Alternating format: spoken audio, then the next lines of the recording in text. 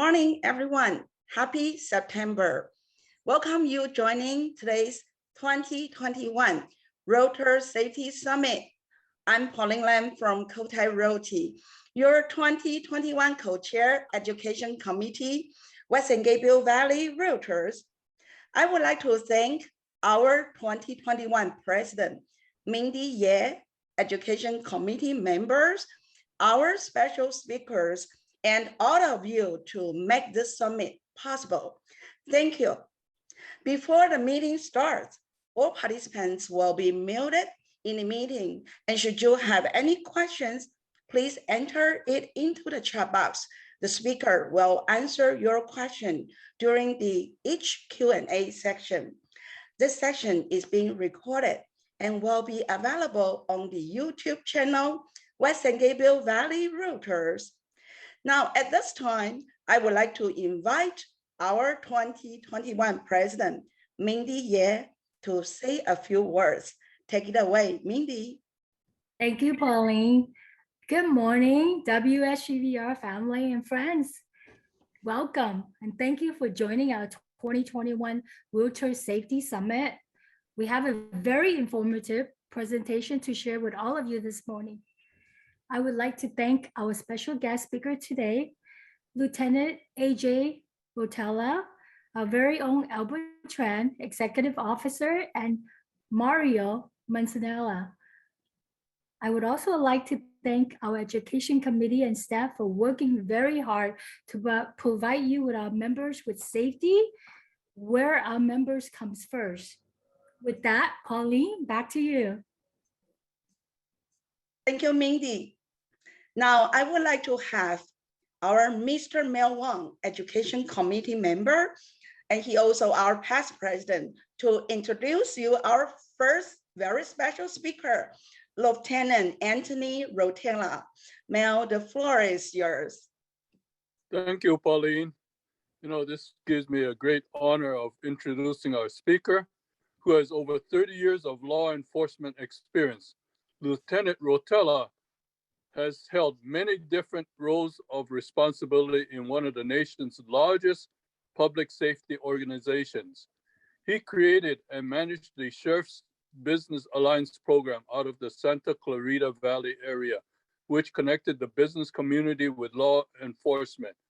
While it established great relationships between the government and its constituency, it also provided monthly educational courses to enhance the safety and security of those that did business in the area. Lieutenant Rotella has his master's degree in public administration from the California State University, Northridge, and a master's instructor certification from the California State Commission on Peace Officers, Standards and Training. Now let's welcome Lieutenant Rotella and thank him for volunteering his valuable time and experience in this presentation on REALTOR safety. Just be aware that the life you save could be yours. So take it away, Lieutenant. Thank you. Good morning, ladies and gentlemen. I'd like to welcome you to a topic called Real Estate Safety, Crime Prevention Through Environmental Design. This presentation will complement the great training program, which will be provided next by Mr. Albert Tran. As you are all real estate professionals, Mr. Tran and I hope to offer information on how you can limit the risk and preserve your personal safety, and obviously to continue to achieve those great business results that you have in your business. As an introduction, my name is Anthony Rotella. I'm currently serving as a lieutenant for the LA County Sheriff's Department. I've been asked by members of your association if I could virtually come in, obviously since this is hosted over a web conference, and share some of my 32 years of law enforcement experience with you, and provide you an opportunity to ask some questions, and I can help answer it for you. From patrolling communities such as Compton or West Hollywood to managing patrol resources, I've worked as a service area lieutenant to such areas as Malibu, Calabasas, Hidden Hills. I would say that I've had a very, very diverse career, from patrol to public information, from youth services to internal auditing, But I'll tell you that one of my most favorite assignments was the 4 years I spent in the city of Santa Clarita as a business relations sergeant. This specific job allowed me an opportunity to network with huge business communities that we had in the area. We addressed specific needs of their many industries. I acted as a liaison between government and the private sector. I looked for policies and programs that benefited those businesses, and I provided training that was industry specific. Even as I wind down my career with the Sheriff's Department and prepare now to retire, I will always seek to provide service to the community.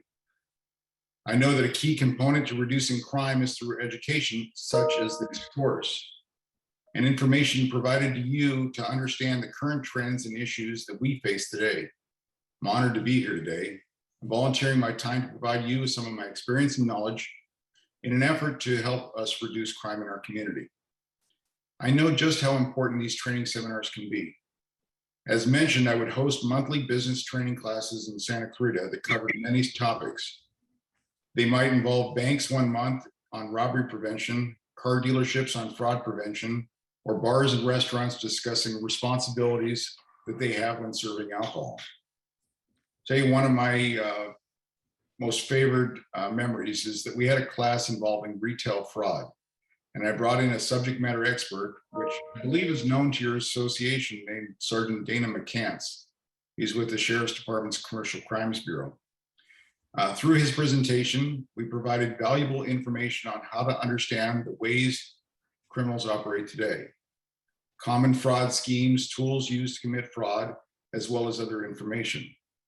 Weeks following the class, I received a telephone call from a manager of a Banana Republic store who needed some advice. She had seen some strange trend where every week in her store, she was selling approximately $1,000 in merchandise to 2 people who were shopping together, and they always paid by check. Later in the week, she would get a similar return of about $1,000 from a different store location with different customers, and again, the purchase was made by check.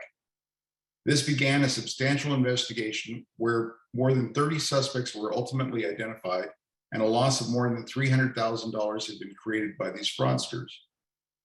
The company quickly changed its policies to protect themselves and immediately stopped taking checks throughout all of their stores, such as Old Navy and Gap. While this example may not apply to the real estate industry, it is a clear example of how a little bit of information, training if you will, can identify suspicious activity and save your company, your clients, and yourself from being a victim. Many of you have safety concerns working in this industry. While the industry is largely safe, it does present opportunities for those seeking to defraud and to do harm. So this leads us to the important topic of real estate safety, crime prevention through environmental design. And what exactly does that fancy title mean? Each of us has the opportunity to lower our risk through assessing our own weaknesses, as well as knowing our strengths. The environment that we create or maintain, whether it's in an office, at home that you're listing, or your personal residence, is a place that you can assess to see if are any ways to better protect yourself and your business interests. I'm guessing that you would agree that success becomes success or becoming successful is one of the reasons you entered real estate. But to project success to your clients or potential clients is not only acting the part or knowing the part. It's not simply that you are the most knowledgeable person on real estate matters. It is a great amount to do with how you present yourself. If we can we go back a slide? I think there's another slide. Okay, now we can, so how we can present ourselves.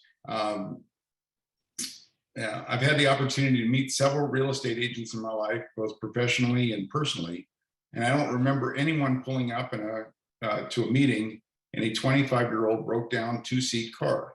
You can go to the slide there. Instead, agents generally exude success through dressing sharply, wearing nice jewelry and watches, driving the latest model of high-end sedan like a Mercedes-Benz or a BMW. Just as potential clients look to these signs as successful indicators, someone who sells a lot of properties and makes a lot of commission, allowing them to purchase these fine luxuries, so do the criminals who are out there looking for victims. You can change the slide, Tom. So how we present ourselves is a sign not only to the customers that we're trying to bring in, but also to those crooks that are out there looking to scam or steal. Today's world is very challenging. As much of a tool and necessity as the internet has become, it's also a criminal's playground. We share far too much information about ourselves on the internet. Many tend to mix their personal information with their business life. You can change the slide, please.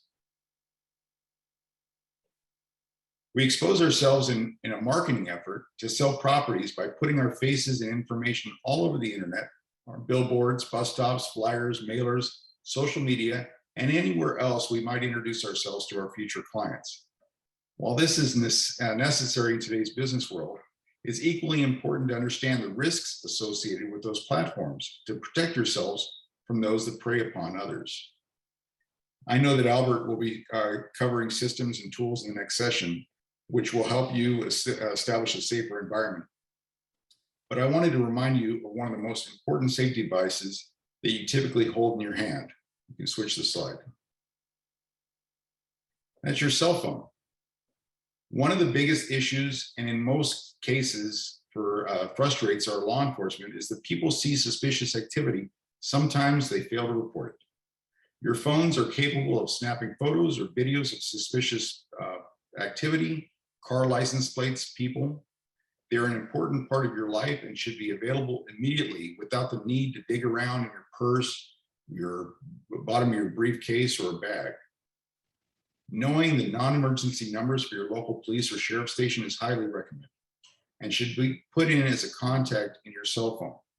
I know through your association that your agents are working in a variety of the communities in the West San Gabriel Valley. So you could be moving from a city like Covina to West Covina, and you could have different police agencies that are responsible for protecting you. So it's important to know what city you're in and have those contacts for the basic law enforcement needs that you would have out there. So knowing the basic information on what city you're in and what agency is responsible is extremely helpful. If you have a smartphone, which I'm guessing that 99.9% of you do today, the Sheriff's Department has a mobile app that you can download for free. I actually have a picture of it displayed in the slide.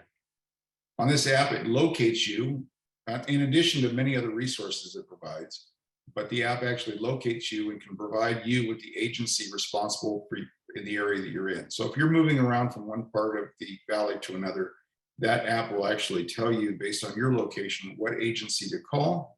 And then you can quickly find that information. And from the app, you can actually push the button and it will automatically call the agency that's responsible in the area. The other issue is knowing when to call the regular business line for non-emergency matters and when to call 911. I got to remind people that 911 is for emergency use, and in areas covered by the Los Angeles County Sheriff's Department, the initial call will be answered by the Los Angeles Sheriff's Department and then transferred as needed to other agencies such as the Highway Patrol or the Fire Department. The other great thing about 911 today is that it geolocates you when the calls come in. So even if you don't know exactly where you are, the 911 operator usually can see your location on a map and get the help to you. This is also a huge help when people use cell phones to make bogus calls to 911, which is commonly known as swatting. This is where they try to send police services to the wrong address, usually done as a prank on another person or to harass another person by having law enforcement go to their home. If they use a cell phone, we can easily see that they're calling from the same area that they're requesting a response. Great thing about a lot of the Power Program content is that there's multiple purposes, and even sometimes what many do not know is that you can actually text to 911. That's an interesting technology that started about 5 years ago. While this is mainly set up for deaf and hearing impaired persons, it is a tool for you to remember if you are ever in a situation where you do not feel that you can talk to an operator. You simply have to open up a text window, type 911, and then a message. The phone will know exactly which agency to route your call or text to. As our phones geolocate us using the cell towers, they also point us to the right agency. If you're on a freeway, for example, your calls would be routed automatically to the highway patrol. Again, try to refrain from using 911 unless it is absolutely an emergency. But please know that help is just fingertips away if using your phone. Many of you may remember the news report from September 2019 when a real estate agent from the West San Fernando Valley was attacked. While these attacks such as this are not an occurrence, thankfully, or a common occurrence, thankfully, it's a great reminder on how important it is to be prepared and to protect your personal safety. So if we can watch this video. Real estate agent attacked during an open house in Encino, California, screaming for her life. The suspect posing as a potential buyer at first. Here's ABC's Clayton Sendell now. The attack in broad daylight. A man showing up to an open house in Encino, California, violently shoving a real estate agent to the ground, allegedly groping her, then running away. The agent, who asked us to hide her identity, says the suspect got agitated when she wouldn't go inside with him. Go, you saw the house, you're done, that's it. She also says she'd seen the man here a week earlier and that he made her nervous. So on Sunday, she had a friend come with her, but that friend left just before this attack. I was so lucky. I had a feeling from day one that this person can hurt me. A security camera captured the man's face. Now the cops want to capture him. The realtor suffered scrapes and bruises. That suspect is still out there, and detectives say they need the public's help to find him. David? All right, Clayton Sendell, thank you. Hi, everyone. George Stephanopoulos here. Thanks for checking out the ABC News YouTube channel. If you'd like to get more videos, show. So it only took a few days for the police to catch up with the suspect. He was a local 45-year-old man who, during the investigation, it was discovered that he attacked this 51-year-old real estate agent in Encino, as well as up to 4 other women in the area, including real estate agents. Just a follow-up to it, because some have seen this story, in July of 2020, the charges against this man were actually dropped by the court after the court determined he was mentally incompetent to stand trial. Which leads me to the next issue is we have, this is an example of the two significant issues that our community faces today, mental health and homelessness. Does anyone know what the largest mental health facility in the country is today? I'm certain you did not guess that it was the Los Angeles County Jails. Our local jail system, which has a daily population of a little over 14,000 people, has up to 3,500 inmates on a daily basis who are being treated for some form of mental health issue through the Department of Mental Health and the county's health department.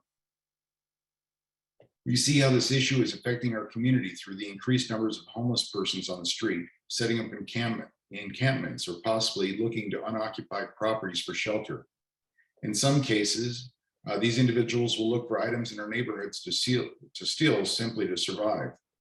Most experts will agree that the mental health crisis we face today has a great impact on our homeless crisis, where alcohol and drug dependency is a large issue that these individuals struggle with. And our system struggles to guide them to services and back to health. Resolving these issues are complex, and we cannot simply force someone into a shelter or into a rehabilitation clinic.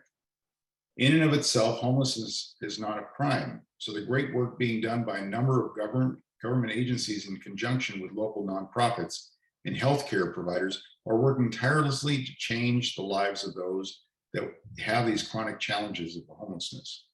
The LA Sheriff's Department, for example, has a homeless outreach services team, or HOST for short, which some of you may have seen in action recently on the Venice Beach Boardwalk, as it was covered in the news.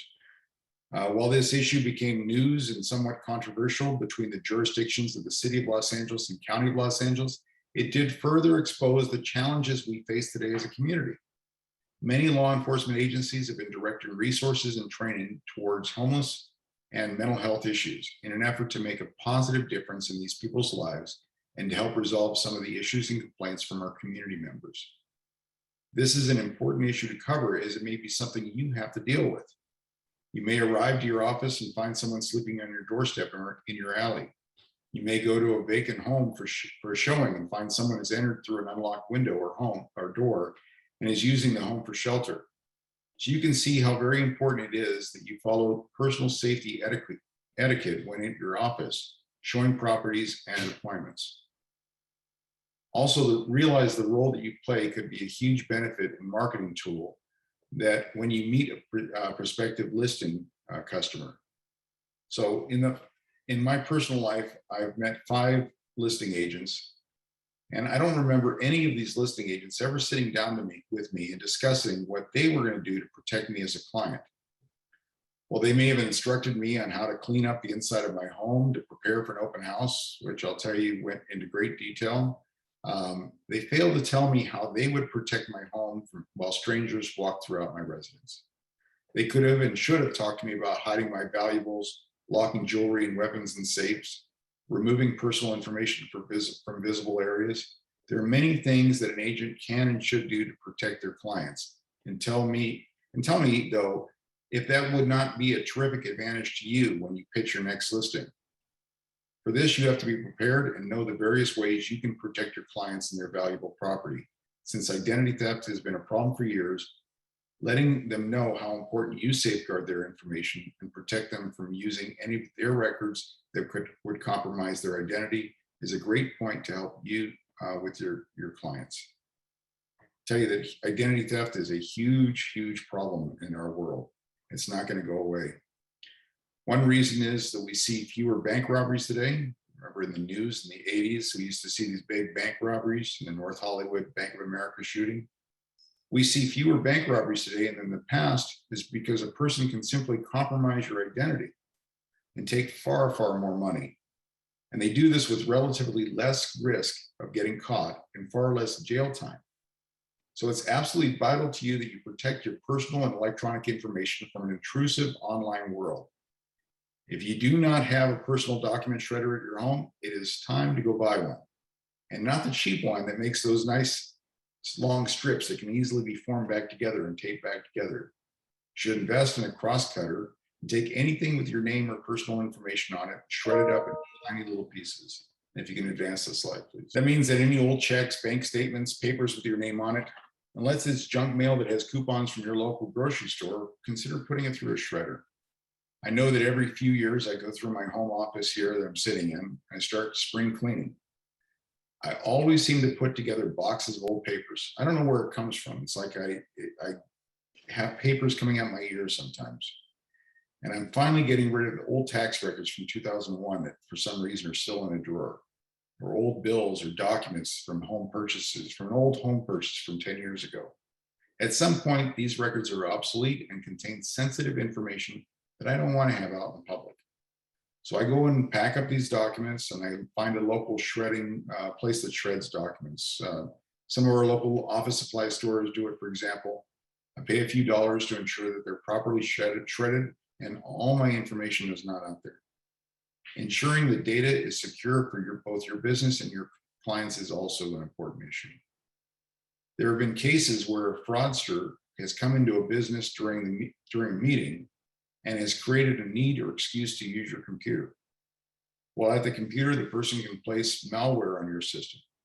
Within minutes, a program can be embedded into your network that ultimately holds your data and network hostage, something called ransomware. And you'll hear about this on the news every once in a while, where a company gets shut down. Just as large companies get taken advantage of through this ransomware, so do smaller companies that don't hit the news. So, and people can embed files that could simply monitor your computer, transmit sensitive data to them remotely. Other fraud has allowed them to either send out emails to others from the company servers, or collect any emails or contact information your system might have and send it to them. Just think about how much damage one person could do if they had access to your computer data. Protecting your data is as important as locking the front door of your office or home when you leave to go out. You would not give the stranger a key to your home, so please, please do not give them the keys to your data. Password protecting your computers and having them automatically lock after several minutes of non-use is one way to keep desktops safe. This also relates to client files and information that may be left out on desks or unsecured files. So those are all ways that we all need to work to keep our identity and those identities of those people that we care about safe. So if we can change the slide. I'm checking the time on 10:36. Okay, so we still have about 15 minutes. So I wanted to talk to you about the complexity of real property crimes and how it relates to law enforcement. Since scam artists are out there, they operate profitably in this complex world of real estate and finance. The fine print contracts, the obscure procedures of these transactions, they mask their crimes and make it very, very difficult for the average police officer or deputy sheriff who comes to take a report. Due to the complexities of these transactional crimes, many field officers have a very difficult time understanding and sorting out the details to see if a crime actually occurred. We know that real property crimes reported in Los Angeles County have soared greatly due to the increase in value of the real estate market and the ease in which it is to have these crimes be committed. The crimes that we in law enforcement encounter often take on many faces, from suspects who forge signatures on grants or quitclaim deeds, then commit loan fraud to obtain money from the equity, to suspects who seek out abandoned homes in foreclosure, change the locks and rent them out to unsuspecting victims.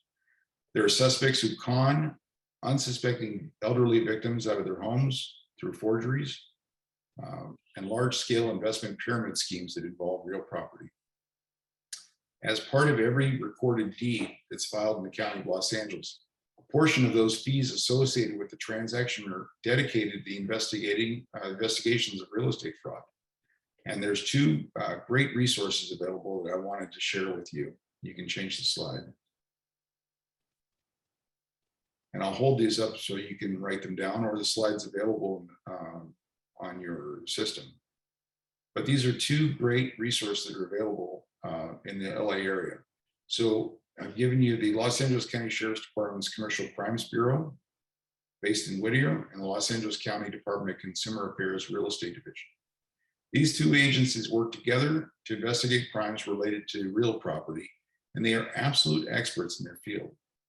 They investigate crimes such as forgery or of a deed, false personation in obtaining residential loans, rent skimming, foreclosure bailout schemes, financial abuse of elderly involving real estate, and home equity thieves schemes.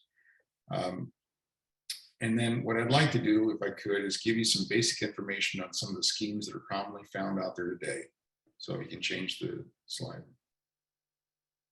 So we'll go over quickly some of the three basic fraud schemes that are out there that you might see in your market. Foreclosure bailout, these are where scam victims are lured by the premise of help for those that are upside down and owe more money on that home than it's worth. These bailout specialists usually target non-English speaking victims. The bailout specialist tells the homeowner that the bank prefers to take a loss rather than take the home back on foreclosure. The homeowner is told he's being offered an opportunity to arrange for a short sale of the house, and this will have no effect on his credit or credit rating. The plan is usually for homeowners to deed his or her home to the specialist for a fee of about $1,000 to $2,500. The specialist then either rents out the house or lets the now former homeowner live there for a modest rent. The bailout specialist does not arrange for a short sale and fails to make the payments on the mortgage, resulting in the foreclosure and the eviction of the tenants. The bailout specialist usually pockets the advance fee and all rental payments. And while it may seem on the surface as perfectly legal, the small print on the documents reveal warnings that his or her credit may suffer, and that the bailout specialist is not bound to successfully process a short sale. So that's sad, because people are losing their home when they're at the worst time in their financial lives. Rental fraud is a scam out there where these fraudsters are renting homes that they don't even own. They locate an abandoned home, and maybe a foreclosure, or maybe it's a vacation home not in use. They enter the home, change the locks, and advertise the property for rent, usually below the market rent, the market rate out there. Usually unsuspecting victims show up. They give a deposit, first and last month's rent, and ready to move in. Sometimes they'll even rent to multiple people at the same time. And then the suspect is in the wind, and we never know who it is that set this up. And then home equity thefts. People who have built up equity in their homes are ripe targets for a variety of confidence games. High-pressure home improvement contractors offer elderly homeowners unnecessary, overpriced improvement on easy credit. Slick salesmen may offer to refinance the home at attractive interest rates to provide cash to the homeowners and pay off bills. And our victims are reporting that they are being asked to sign blank contracts that they don't even are not even allowed to read these contracts before signing, and they're not given copies of the contracts. Only later does the victim realize that the contract contains terms completely different than what they were promised, and that the person just walks away with their money. So the homeowner may be faced with loan payments he cannot afford, and the principal is generally due in a balloon payment after a few years. So criminals can commit outright forgery to gain control of loan proceeds. It's and then one other thing I wanted to really quickly cover is these straw buyer scams. Scam artists find a way to cash out equity of real property, trusting them to use creative financing. They may employ phony straw buyers, crooked escrow agents, real estate appraisers, and notary publics. The scam artist asks the straw buyer to sign loan documents using his or her good credit. Scam artist pockets the loan proceeds and fails to make the loan payments. And then the straw buyer is out of all their money, and their credit is ruined, and they're now obligated to pay the loan. So I guess you can see that this is only one part of protecting yourself in the industry. It's a complex problem that we all face, where there are plenty of fraudsters out there in our community looking for their next victims. You are a big part of protecting the industry. You're a big part of protecting yourself and your clients, your company, and the community from being victimized. I hope that this information was both informative and helpful. It is possible that a business transaction may come across your desk, similar to that incident that happened with Banana Republic. Something may come across your desk that just makes your senses tingle and question its authenticity.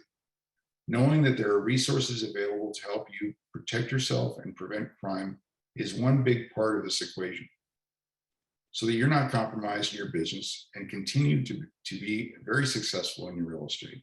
I want to thank you for your time and attention at this, and I'll open it up to any questions you might have. Hopefully I can help you. Okay, good morning, Officer Rotella. I have in the chat 2 questions for you. One being, how do we report spams? I have received several suspicious emails and I do not respond to them. I wonder how we can report those. Well, that's the problem right now with spam, especially with email. And I've noticed, and you may have also, getting quite a few spam texts. And these texts say, AT&T, we're sorry for a outage slowdown on September 28th. Please see this for a valuable coupon. Anything that's got a link to it, you need to avoid. Emails, depending on where they're coming from. If they're coming from your bank, from Amazon, generally with companies, what you'll see with spam is they don't know who we are. So what they'll do is they'll say at the introduction of the emails, hello, or they'll use somebody else's name. Generally, when my bank or a business that I do business with, when they interact with me, they always address me by my name. They usually have my account number associated with the email. Now, for the most part, I just delete this spam email because there's not much that you can do with it.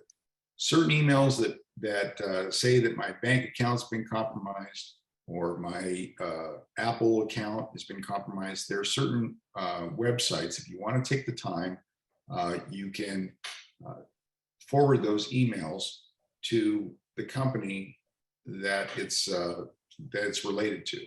So Apple, for example, has a spoof, SPOOF, at apple.com.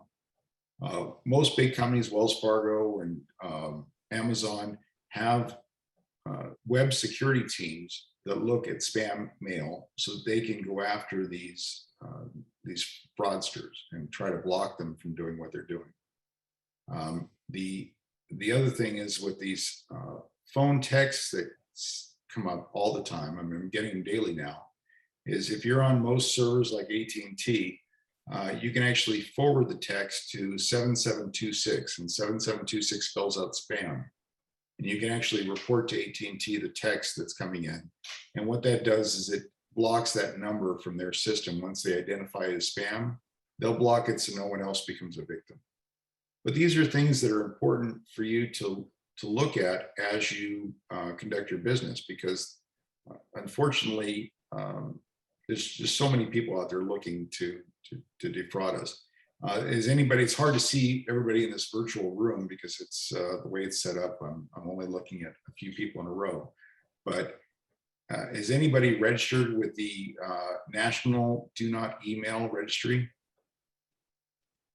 Okay, the problem with the National Do Not Email Registry is there's no such thing. And so what that is it's actually a scam to collect your data.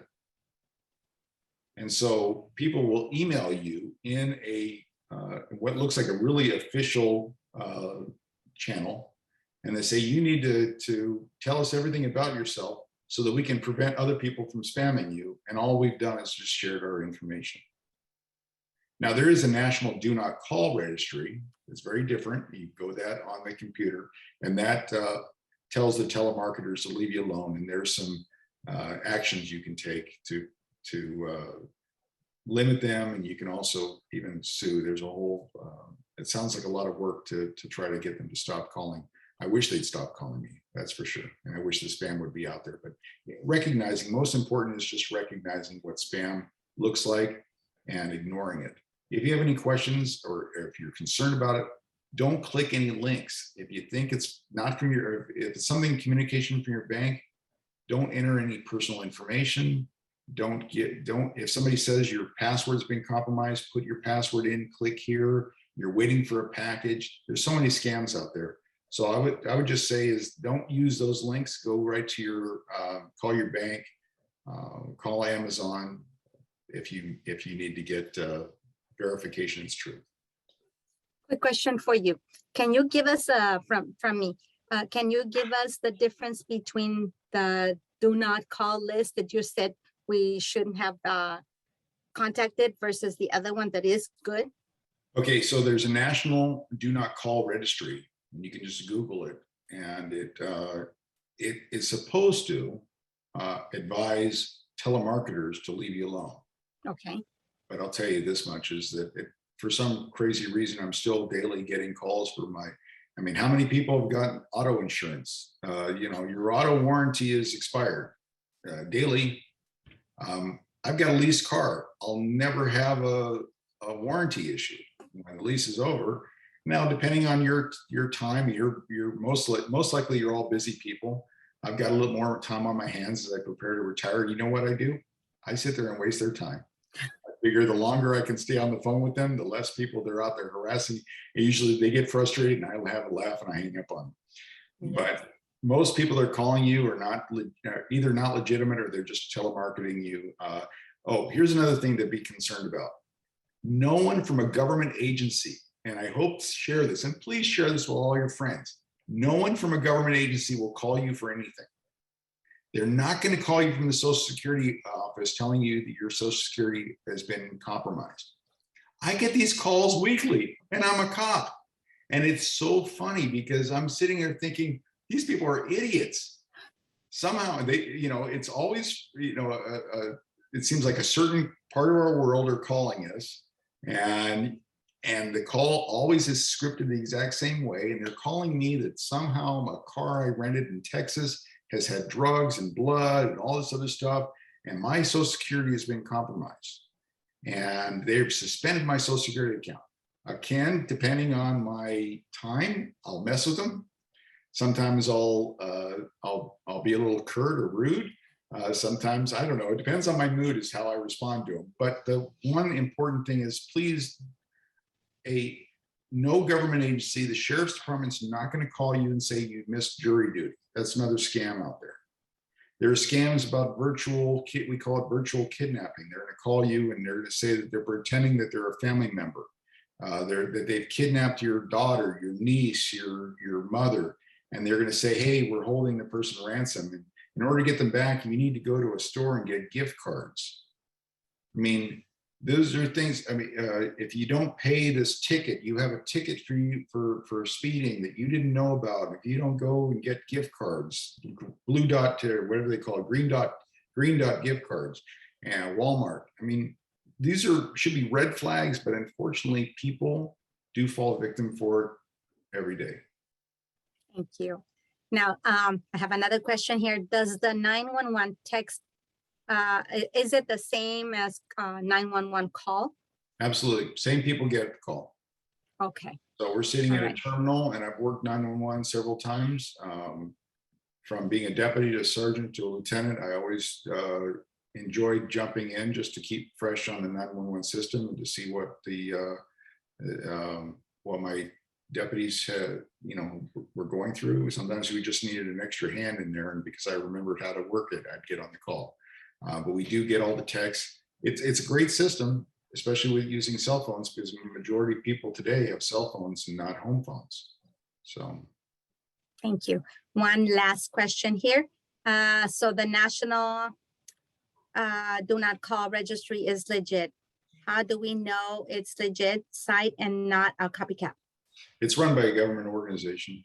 So it's and the telemarketers, and there's something called the Telecommunications Consumer Protection Act, TCPA.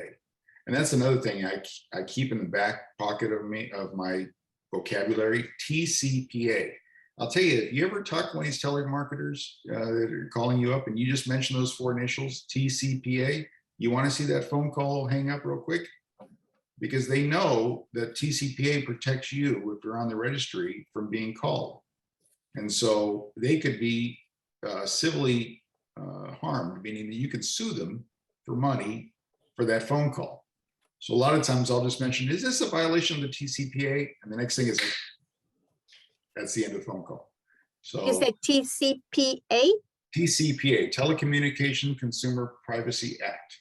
It's a federal law that prevents them from contacting you unsolicited. Perfect. And I think that's all the questions that we have. I thank you very much for your time and information. Not a problem. We all thank you. Pleasure. Thank you. I turn it over now to Pauline.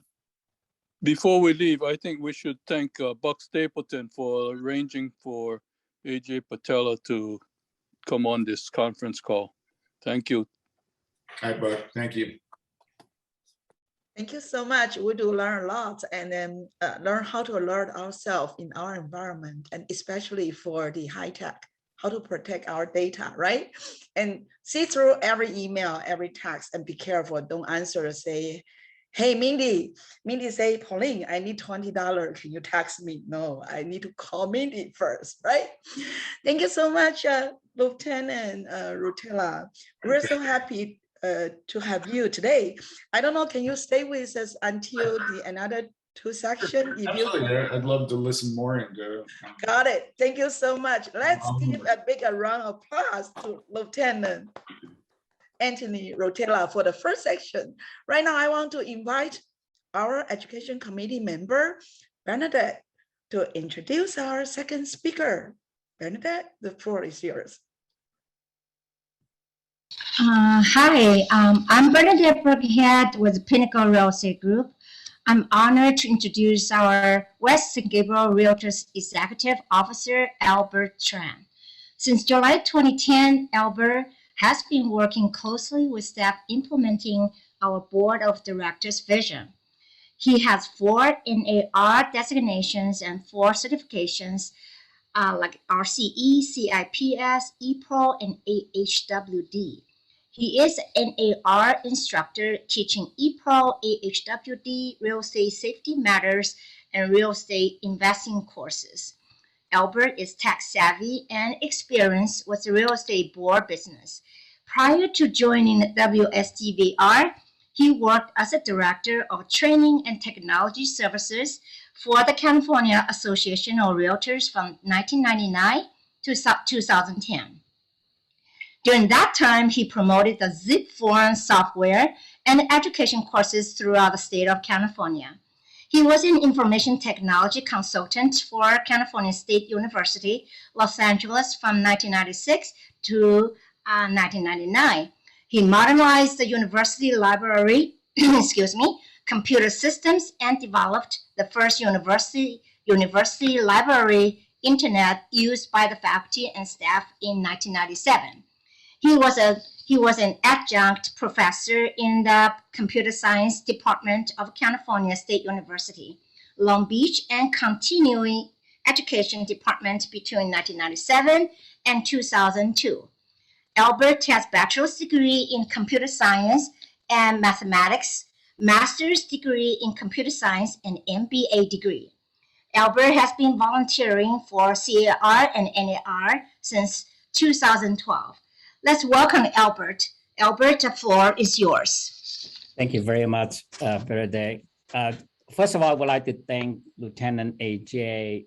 The information that you give our members is incredible, very informative. I learned a lot from you as well. And also congratulations to him that he already become NAR instructor teaching realtor safety class. Maybe we'll bring him in next year to teach our class instead of me. He has a wealth of information, and I feel I'm so behind because I'm not an officer or a realtor. I just a staff person for association. But thank you again for your incredible presentation. Before I get started with the PowerPoint that NAR put together, I would like to run this video.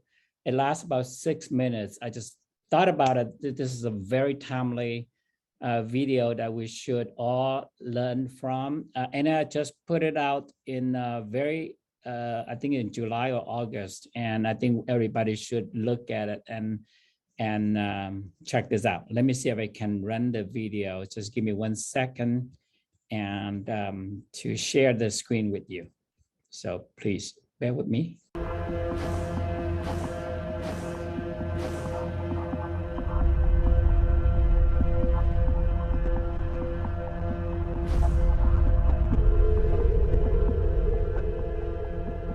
Member safety is a matter of your life or your death. I never in my wildest dreams thought I'd be in a situation to where I would have a 9mm held to my head.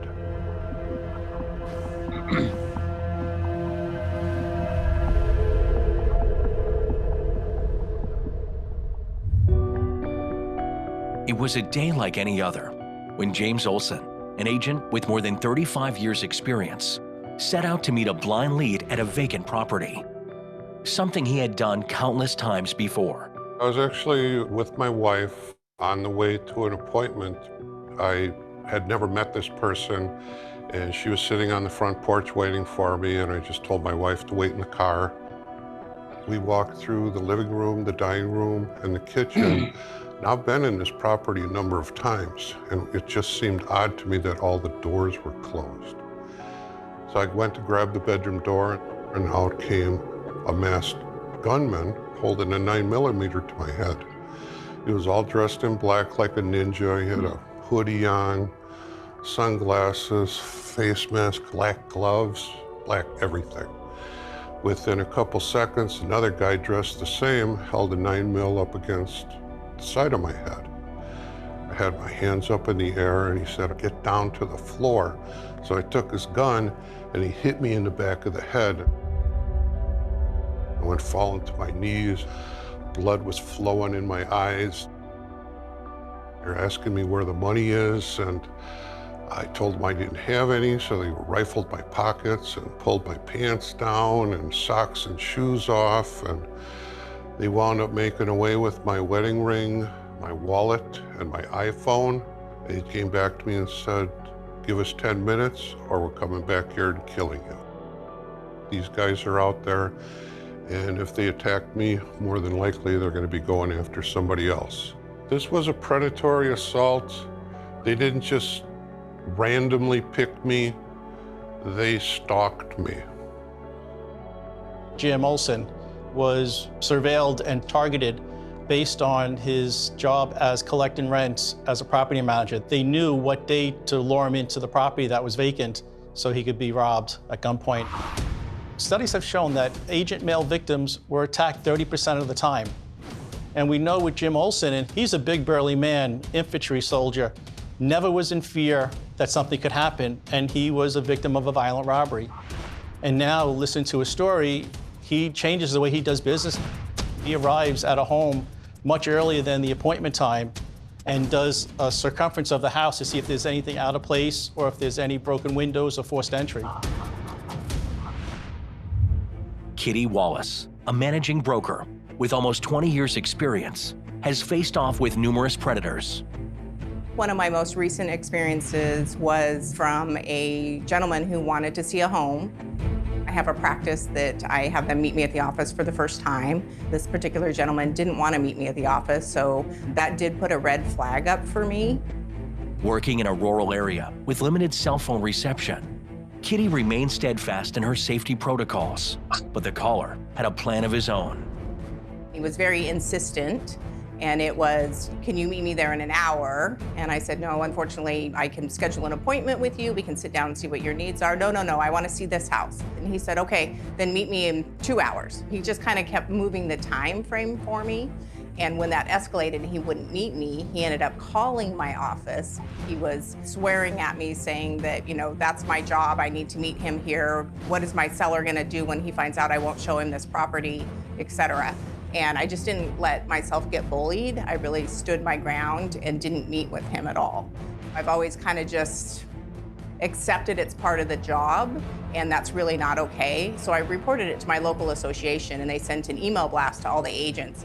2 other agents reached out to me, and they had also been approached by this gentleman. Maybe I prevented something bad happening not only to myself, but maybe somebody else as well. I do believe that the intent of some clients is not to buy a house. The intent is to see what they could do if they got me a loan.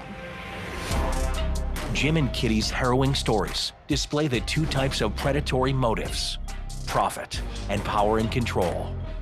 There is a misconception that crimes against agents are random opportunistic street crime, and in fact, they're of predatory nature.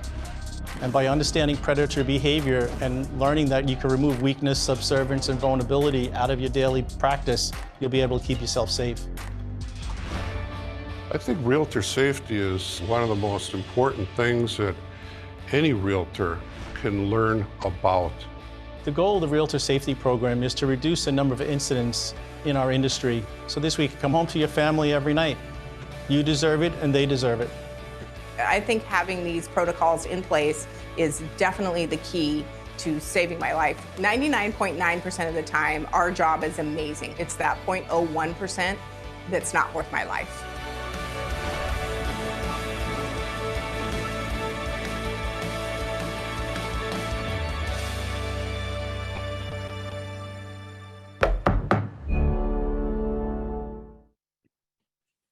Incredible stories to share. Let me just go ahead and start the presentation now.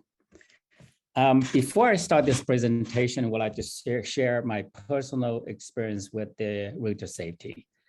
Back in early 90s, I was helping my wife who was running a mortgage company back in 90s. So we get married and then we just bought a brand new Honda Prelude, red color, very attractive car, 2 doors. So it's like a high performance kind of thing. So I drove that car on at the appointment on behalf of my wife, who was the loan officer. And I go to one area, very nice area, to take loan application on her behalf.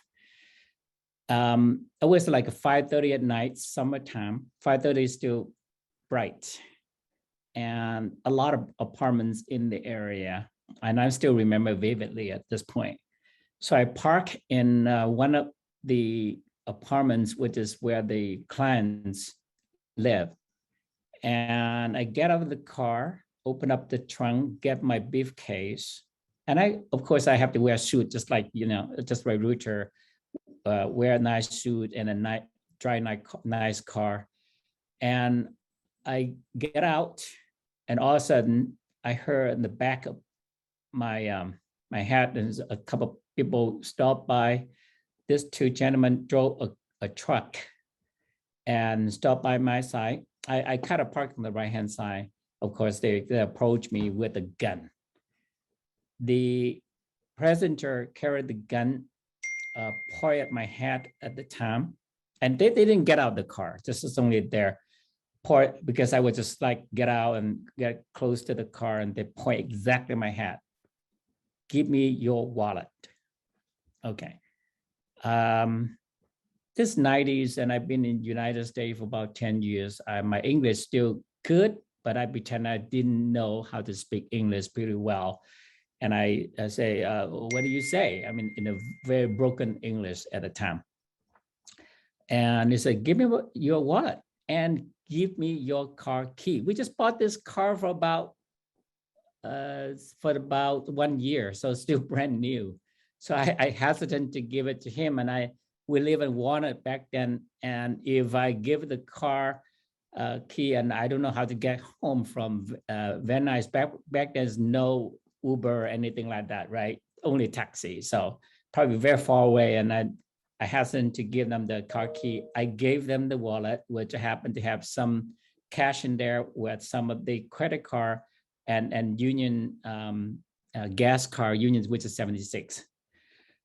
They don't want, they took the wallet as well as continue asking me for the car key. And I just kind of back out a little bit, but then suddenly some people walk out of the apartment. So the passenger told the driver, said, somebody here, so let's leave.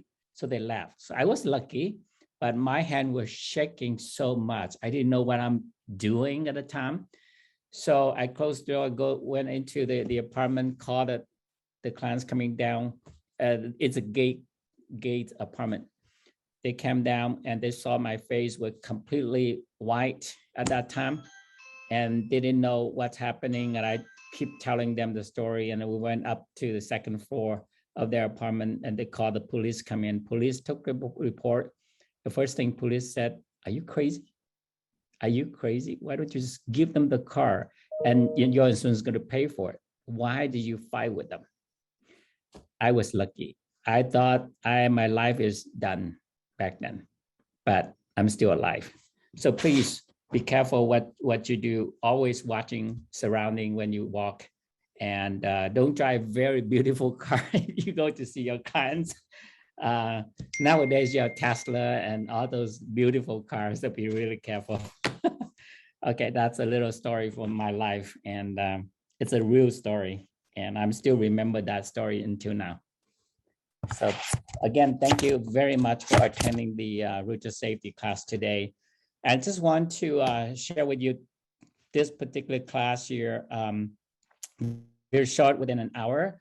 Recently, NAR changed their title from Realtor Safety Matter to putting Realtor Safety first, safety strategy for the modern realtor.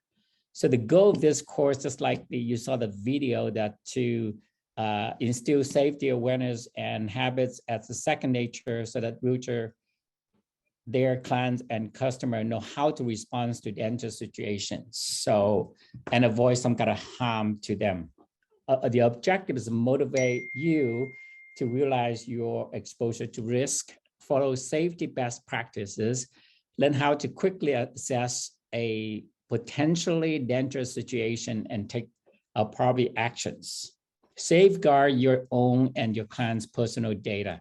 Encourage all agents and employees to follow safety best practice and company safety policy. This is kind of the entire Realtor Safety course. Today, we look at a very only one portion of it. NAR break down into multiple class now. The Realtor Safety class pretty much is reduce the number of safety incidents if occur in industry, and every realtor come home safe, just like the video say, safe to their family every single night.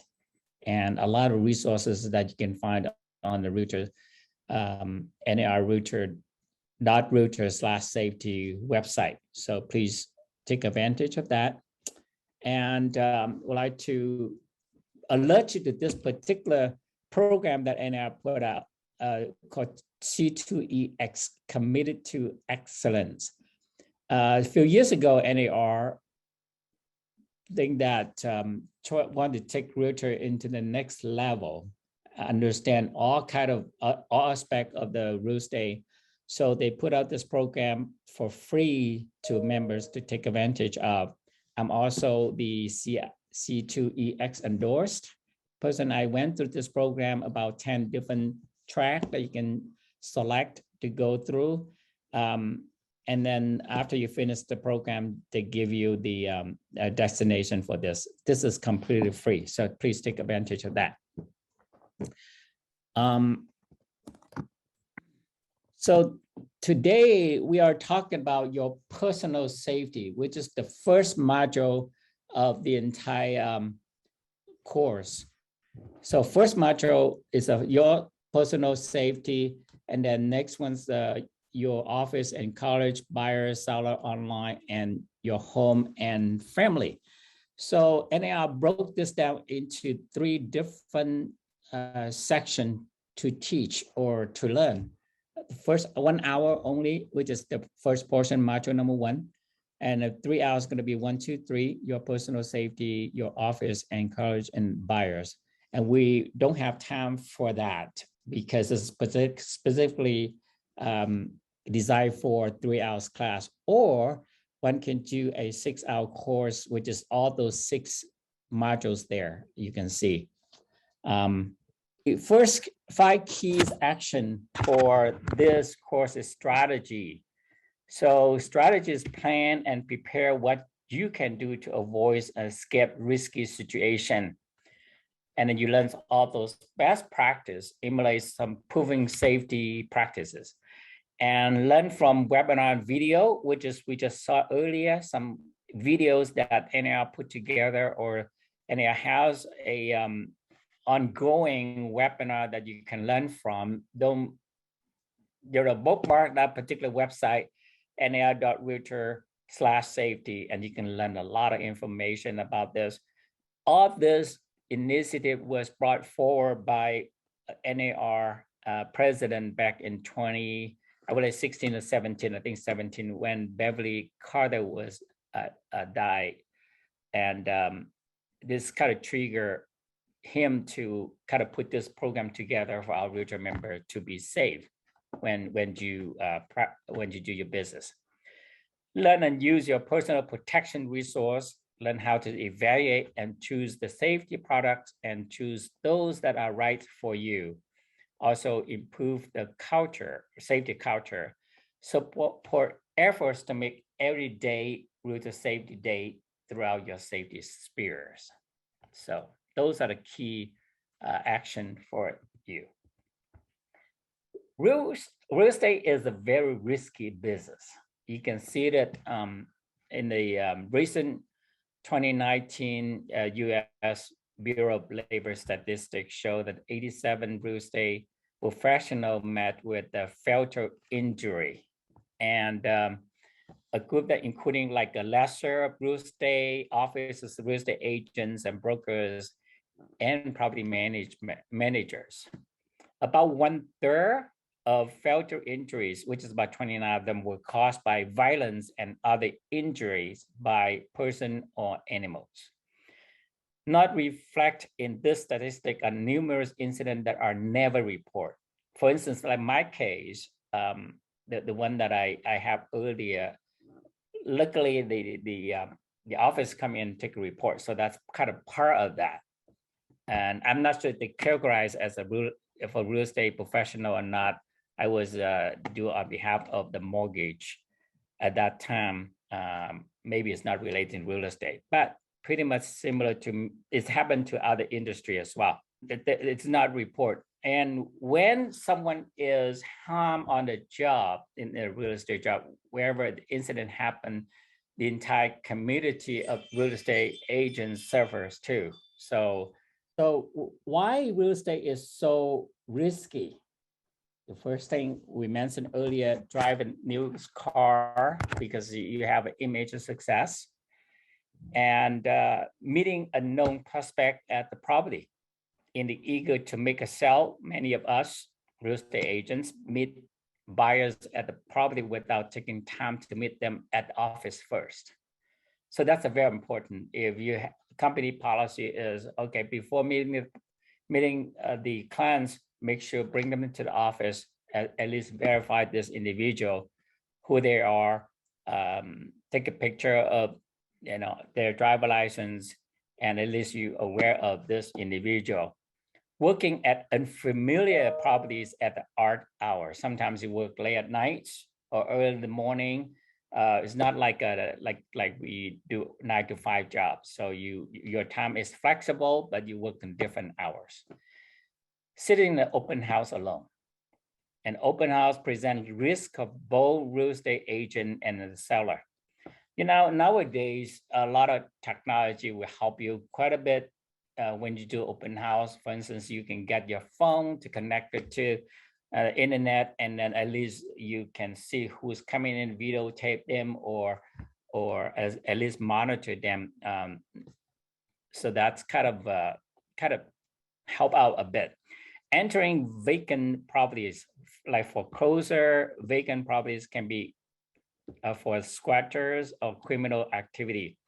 In addition, unmaintained properties are prone to all sorts of injury hazard, from exposed wiring to wildfire taking up residents. Okay. Also, driving with a stranger while multitasking. You're texting when you drive with them, and you become their chauffeur, take them around to different properties, and so on. Also, your marketing put you in the public eyes. When you have your business card, or you have pictures in the side writers, and all those stuff kind of attract people. And then you have an ad on the local newspaper, something like that. It depends on how you market it, and it's easy for predator to find you, to focus on you. Offering multiple ways to make contact, like most of the agents provide variety of ways for prospecting to make contact. This essential business practice also opened the way for you with bad intention to make contact or hack into business website and emails. Handling clients' personal information. In the course of handling transaction, real estate agents collect a lot of information, including financial record about the clients. Transaction detail happen increasing online, with clients' data transmit and store information in the cloud, which has been very easy for hacker to hack, and also believe they're not at risk. So that's so let's see why did people say about others say about the threatening on the job. Only 23% say, okay, that's really a threat, but the other 70% not. And you look at the right finger, have been a victim of the crime while on the job. So common situation that cost fee, including open houses, vacant home, model homes, unlocked or insecure properties in remote area. Now, 96% never been look at the right fingers and about those triangle. 96% never been a crime victim. But look at those 4, each red triangle. 1% victim of a robbery. 1% victim of identity theft. 1% victim of the assault, and 1 prefer not to talk about it. So it's still, out there. Look at this particular figure here, what fear of personal safety or safety of personal information and mostly occur in the rural area and suburban area. Looks like metropolitan and small towns seems to be lesser than those rural and suburban. And when and where it's happened, 35% after threatening email, text messages, phone call, or voicemail. 70% during the open house. 7% marketing a new client for the first time at a secure location or property. 7% driving a client. 7% during the showing, and 3% meeting the new clients for the first time in the public. Meet a known prospect at the real estate office or the neutral location first. It's only 39% people say yes. It's still 61% say no. Okay. And more women than men have fear for their safety, 25%, and also 15% for the men. 58% use a smartphone app to track whereabouts. 49% carried a self-defense weapon. 38% have taken a self-defense course. 29% participate in REALTOR safety course. Like today, you are attending, I believe NAR collect all this data. When we submit your name to them, they collect it, and whether you're a realtor and so on, and they want to see the entire year how many realtor have taken the safety course. And as you know, September is the month that NAR dedicated as the REALTOR Safety Month. The most common types of self-defense weapon, look on the right-hand side, pepper spray, more women using it than men. Firearm, more men using it than women. Pocket knives, more men using than women. Teaser, 6% women using more than men. Baton, a club, men using more, 6% versus 4%. And Barry Albright noisemaker, again, men using more there. Real estate brokers brokerage has standard procedure for agent safety. Yes, 55%, no 15%, the other 25% don't know. So make sure if you work for the real estate company, make sure they have some kind of standard procedure for this.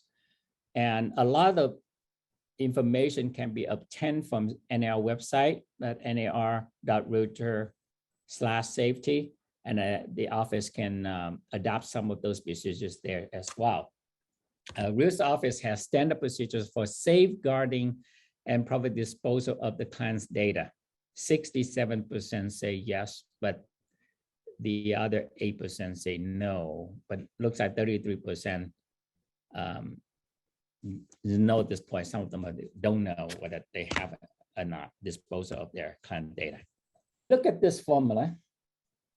Okay, the law enforcement officer will tell you that crimes happen when motive and opportunity combine. The motive as well opportunity. If one of those broken, then you don't have crime, or maybe diminish the crime. So remove part of the equation, lessen the likelihood of the crime. Understand the criminal mind and motivation. So let's understand them here.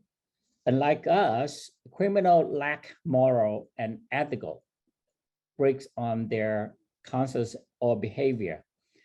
For most crimes, the motive, quick money, access to drug, sexual gratification is a goal, and the victim is secondary. Following is a snapshot profile of the particular compared to the thief.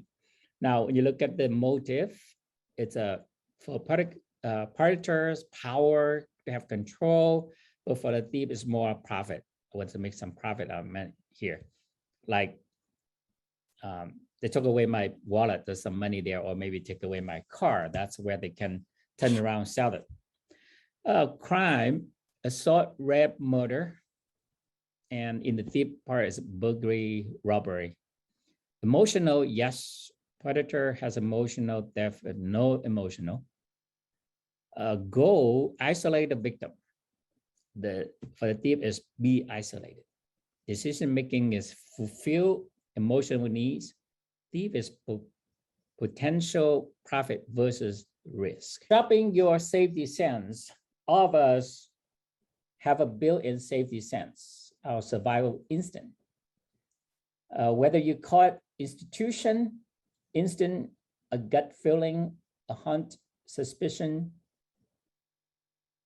our survival instinct is handwired into our sights. Learning to listen to your own institution, sharpen your innate safety sense. What does instinct feel like?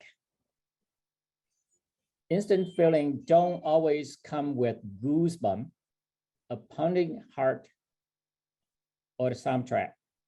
Sometimes it can be the most commonplace of feeling.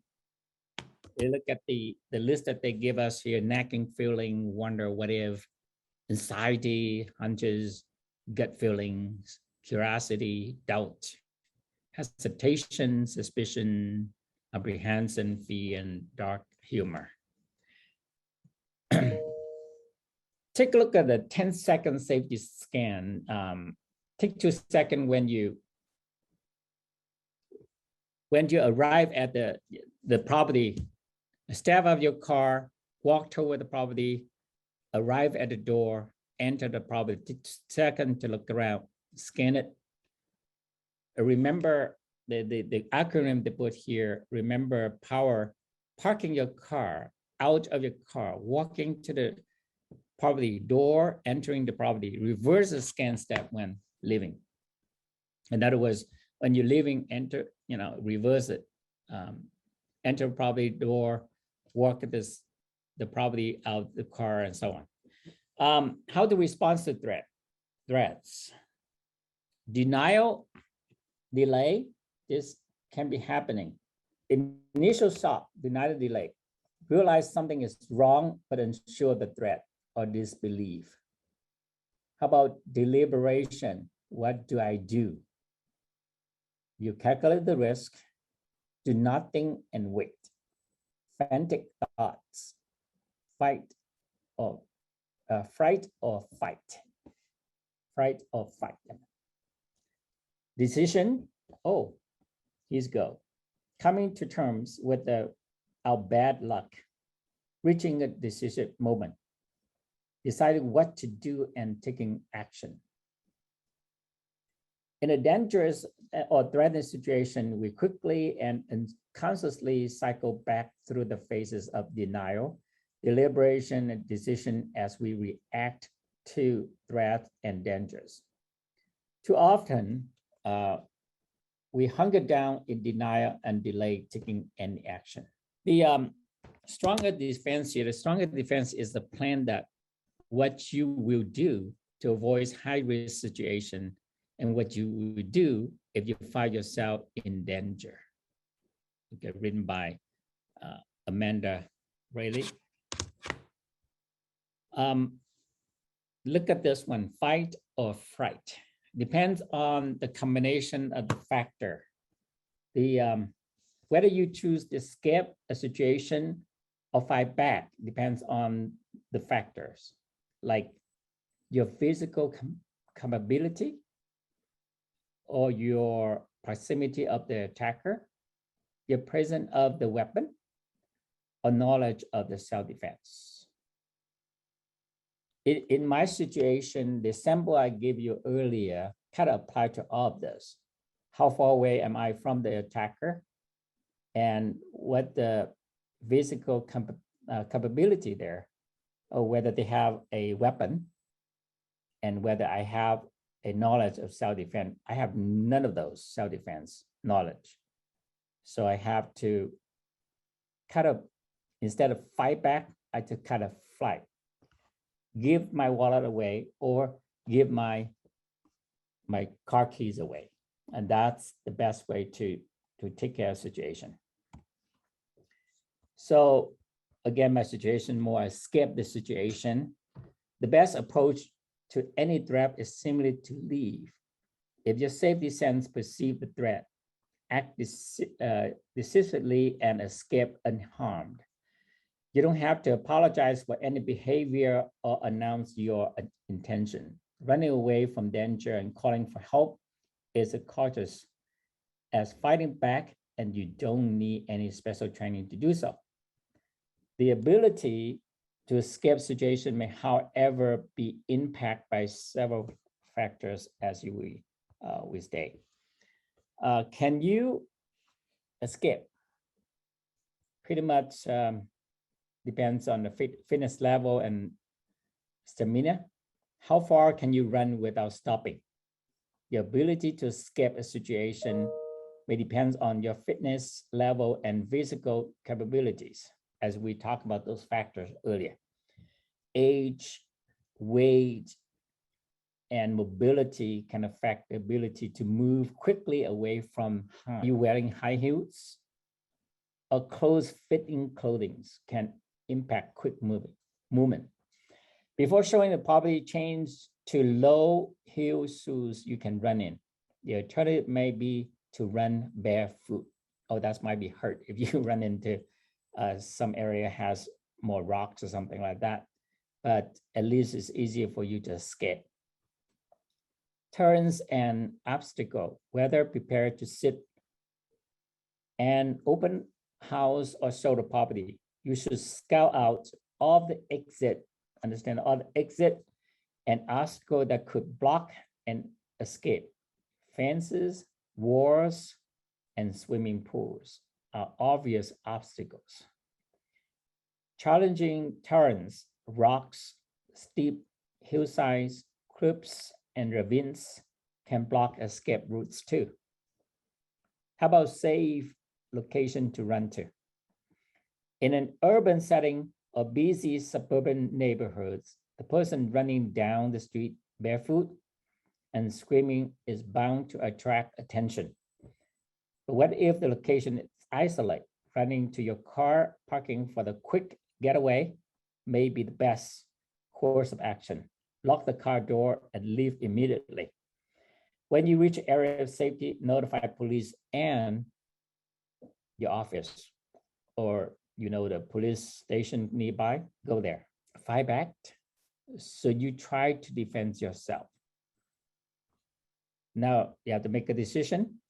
Defend yourself depends on your physical strength and knowledge of self-defense. Fighting back should be a conscious decision when the escaping situation is not an option. Now, the next segment of this panel, you will hear more about self-defense. Can you dispute the situation? Buy more time to access the situation, decide what to do. Appearing to go along with the attacker may buy more time. It might be possible to create distraction so that you can escape.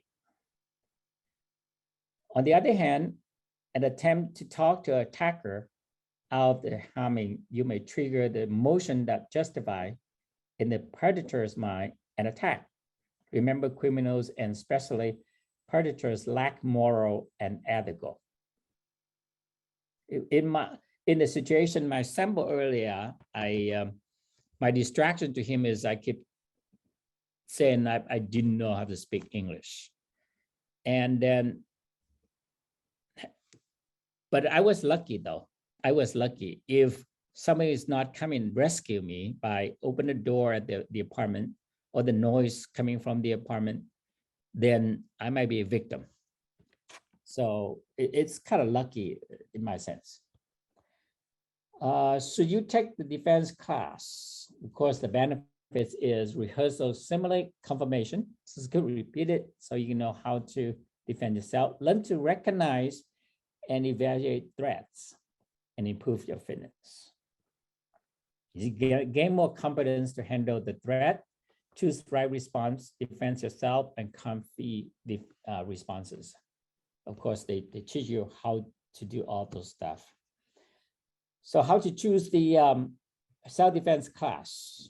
You ask the family member, any suggestion from family, friends, or colleges for suggestions. Sometimes you can ask from the health clubs, martial arts studios, YMCAs will be another one, and community college offer this kind of classes. Observe the class, watch the class in progress before you sign up. So go there, watching them. Ask about the training goals. You should look for comprehensive training that teaches how to assess threat and choose the best course of action. Match your fitness level. Observation of a class in action. Match your observation of the class in action help you choose the best training for your fitness level. And choose the group instruction. A group instruction offer advantage over one-on-one training. In a group, you can see your progress in comparison to your classmates. In addition, you can experience practicing with and observing the variety of the body type and skill levels of the other students as well. So group have a more advantage. Okay, check for safety precautions. Look for the control environment and the use of padded safety equipment. Self-defense training typically requires some physical assertion, but it shouldn't put you at risk for injury. And last, no pressure environments. Encourage students to participate and stress beyond their comfort zone is normal practice. When we used to have office open and we have a self-defense class here, and members can really practice at our auditorium. Maybe in the future we might do it again next year. Should you arm yourself? We talk about firearm now. The decisions carry a weapon such as a firearm or defensive spray is a very personal choice. Make sure you comply to all state and local law and follow the best practice for safety. Also learn to use the weapon for self-defense. Self-defense, that's a kind of emphasize that word there. Consider other option for self-defense weapon, which is a spray, baton, taser. As you recall earlier, we looked at the statistics show some of this equipment being used. So make sure you consider some of those too, besides the firearm. Once you get the firearm, if you choose to carry a weapon, you should learn how to use it properly for self-defense. A weapon becomes a liability if an attacker can take it away and use it against you. And looking for training that prepare you to use the weapon in the self-defense situation only. Shooting holes in the paper target at the firing range will teach you how to load and fire the gun, but it won't simulate the experience of using it for self-defense. Even if you are used to guns for hunting, using the handgun for personal protection is a very different experience. How about your cell phone? Your cell phone is your personal safety tool as well. Cell phone has a GPS that you can track real-time information on your location and movement. Perhaps you can share the location with your loved one if you are heading to appointment or something like that, or somebody in the office you can share with and they know exactly where you are. Texting. Okay, texting enable regular check-in with the office, friends, or family members.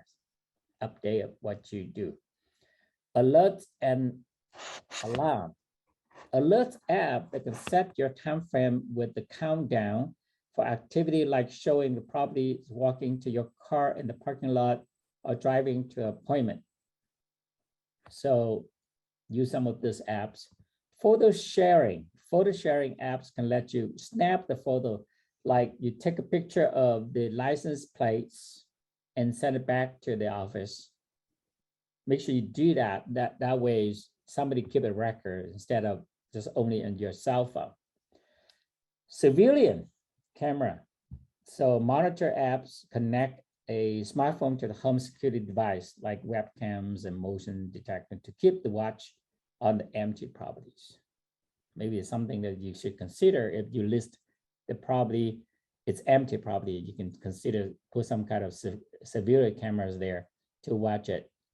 Something that portable that you can, is not permanently installed in that particular property. Once it's done, you can remove it and move on to the next property.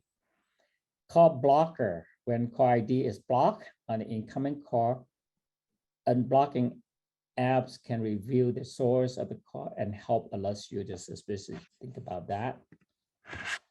Do you know the caller? You can be tricked into a conversation with someone you don't know. Scammer, fit up your reaction. Boy, don't we receive so many scamming calls, so many scamming email, as Lieutenant was talking about, every day. At home, and as well as my cell phone, even though I'm on a do not call list, but they continue calling you. Listen to your instinct. If you don't remember the caller, you probably never met them. Or call to 911. Earlier question about text to 911 is almost the same. Where did 911 call go? What's their response time? Can the emergency system locate you? Very important when you call 911, make sure the location. Make sure the location. If the GPS on might help a bit, but you know the location, then let the 911 the rep know exactly where you're located. Is the system GPS enabled? Can emergency operator call back? You know, just make sure your phone, give it your cell phone as well. Can the police provide extra patrol during open house event or around vacant properties? How and when should you report non-emergency? So 8 criteria here for choosing a safety product. The first one is the product should support behavioral and cultural change. Also, the product should be designed to prevent crimes against agent. And because predators follow behavior patterns, the product should be rooted in the behavior science. Alert emergency contact based on proximity. Alerts are there. It could be alerts contact based on their physical proximity to the agent issuing the alert. This criterion is important because their proximity determines how quickly they can get to the agent. The products should include 2 different alert types. One, alerts for when the agent is just uncomfortable and does not want to be alone with the prospect any longer. And emergency alert. The product must be condensed in so that the agent can use it without making a legitimate prospect uncomfortable. Also, consider the ineffectiveness of the background check and social media check.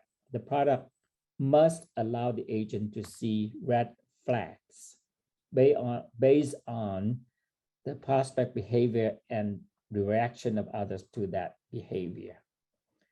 And lastly, the product should be integrated with a 911 and should provide a 911 operator the ability to determine the agent's location.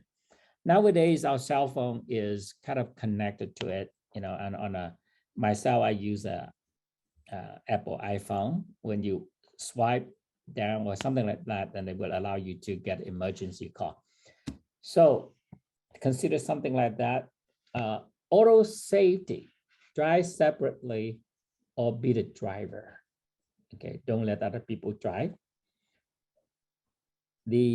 Keep your car in the top operating condition.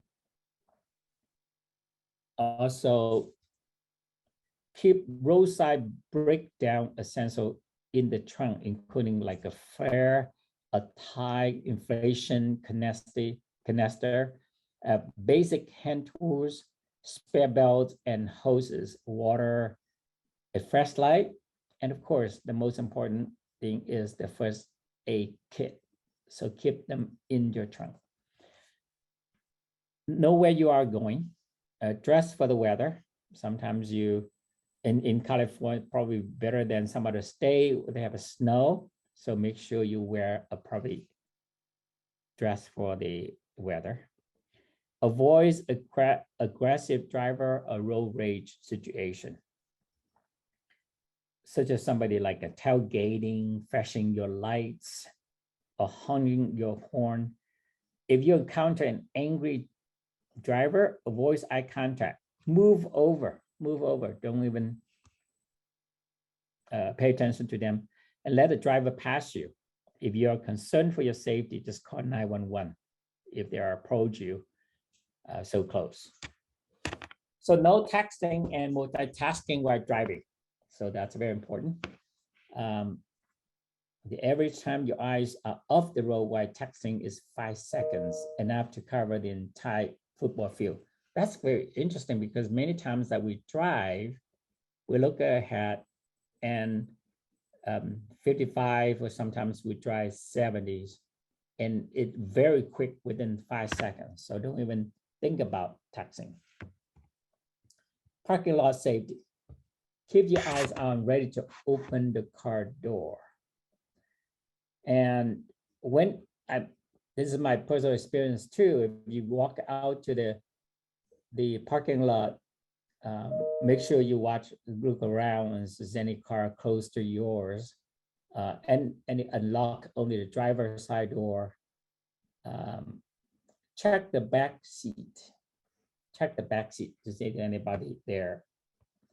Lock all the doors immediately upon entering and get moving. Nowadays, cars are more modern that you can, when you get in, press a button and close it, or automatically close it in within how many seconds. Keep car keys on a separate key rings from home and office keys. In other words, if you go to a parking lot, a valid parking, make sure you give that particular key to them, not your home key as well. Okay, it looks like I'm completing my courses here. So thank you very much for participating in the course. If you have any question, please raise it up here. And again, thank you. Go back to Pauline. Better day. Yeah, okay. If you have questions, please type in your questions in the chat box. But I think I have I saw one question in the chat is from Ninette, and I think it's from Frederick.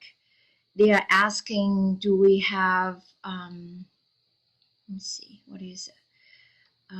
Sorry, I'm looking at it. Okay, I saw it earlier. It's called, sorry, I'm still looking at it. It's not GPS. It's about email that we can alert other agents. Let me see. It's called emergency email blast. Do we have this emergency email blast in our area so we can alert other agents about emergency?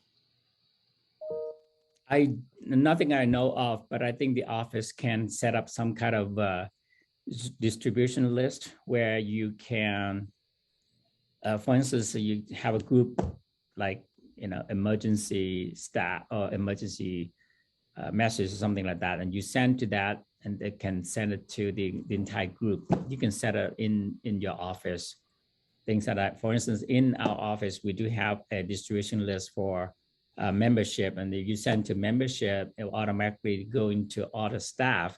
So similarly, you can do something like that. Are you referring to send it to only the office staff, agents, not to somebody else, right? Not I think it's among agents. Enforcement. Among, yeah, so you can set up a distribution list to do so. Oh, okay, we can set it up. Okay, another one, I think Ninette has another question. I think the officer answered. Says, how do we track,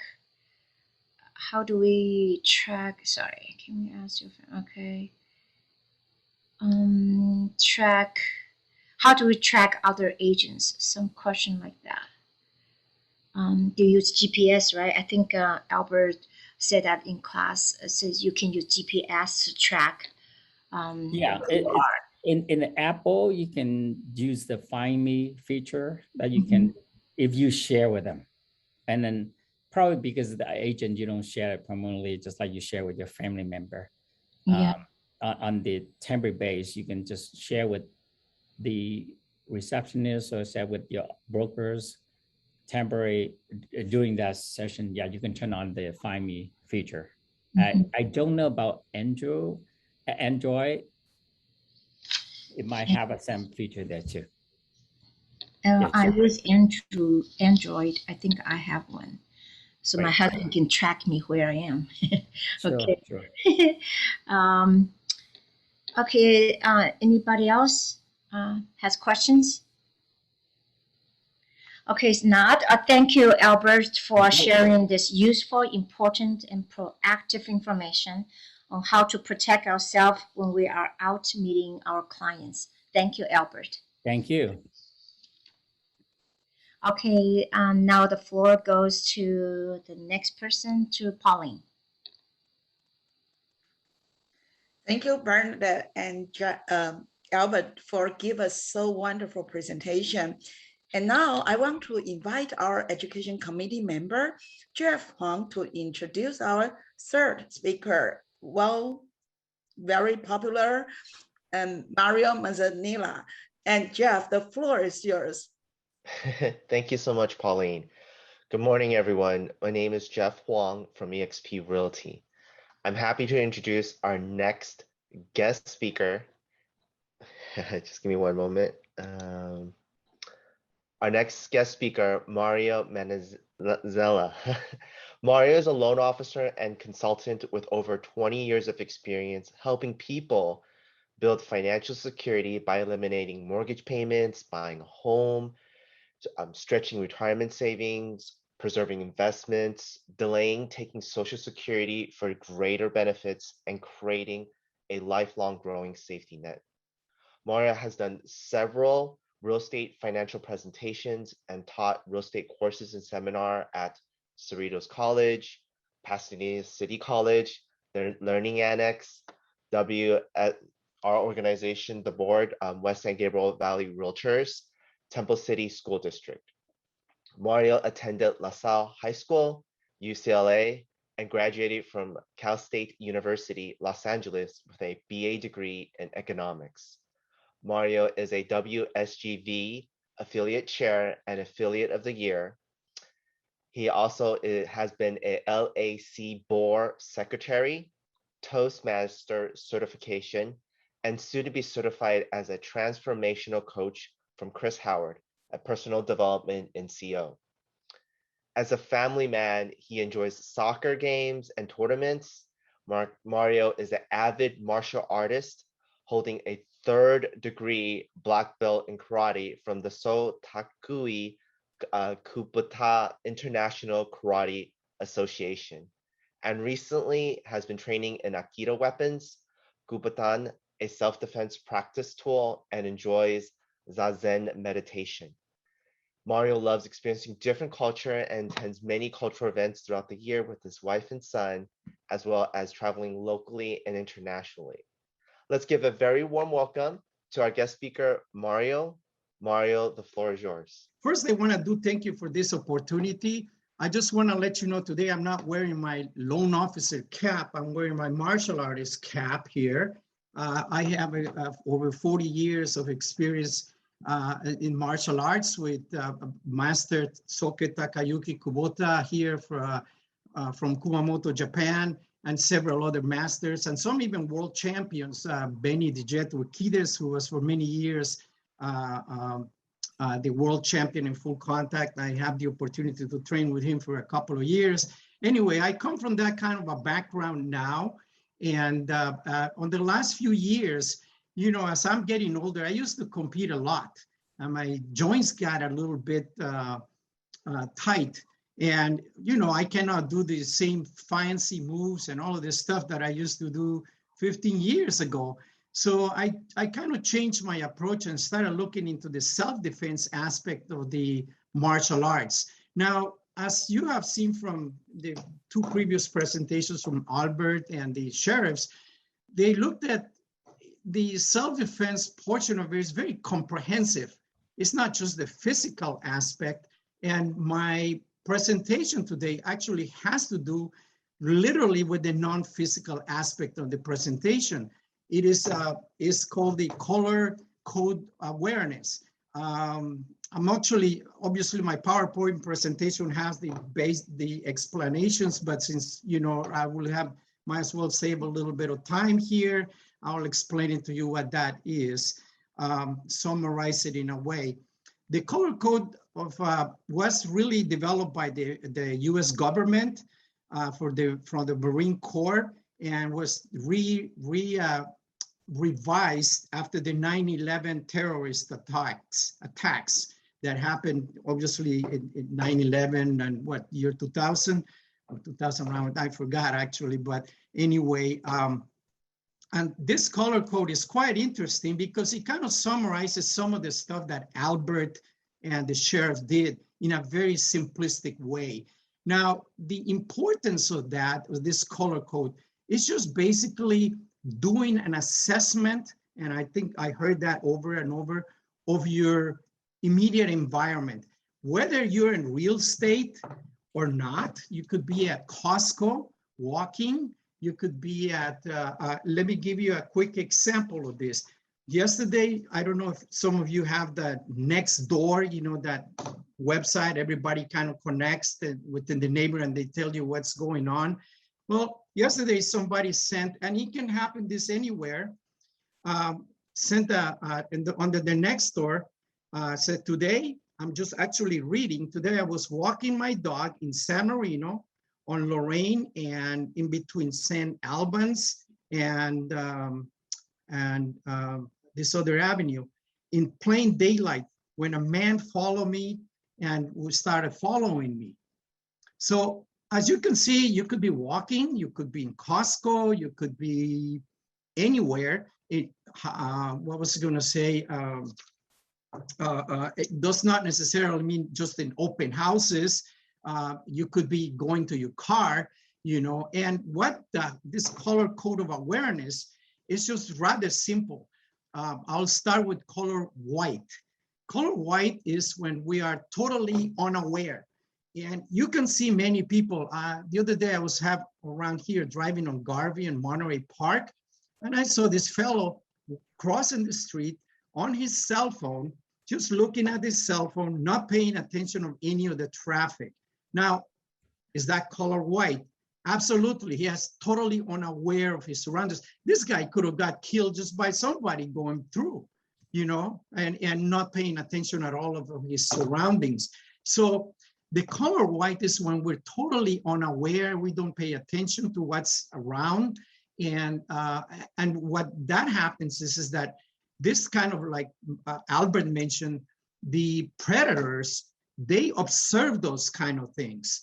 When you're not in aware of your surroundings, they typically have the tendency, oh, here is a victim, because they know that they can come in and snap. Now, does that happen everywhere? Well, look, right around here in San Gabriel, just about maybe 6 weeks ago, some lady was, one of the local markets, she was paying and somebody just came and just ripped her purse, just right off the bat, that quick, right? Now, somebody must have been kind of looking into that, you know, and it, like Albert would say, there was those guys have no mercy. But they look at who they may attack, you know, in most cases, not necessarily all the time. Sometimes it's at random, sometimes.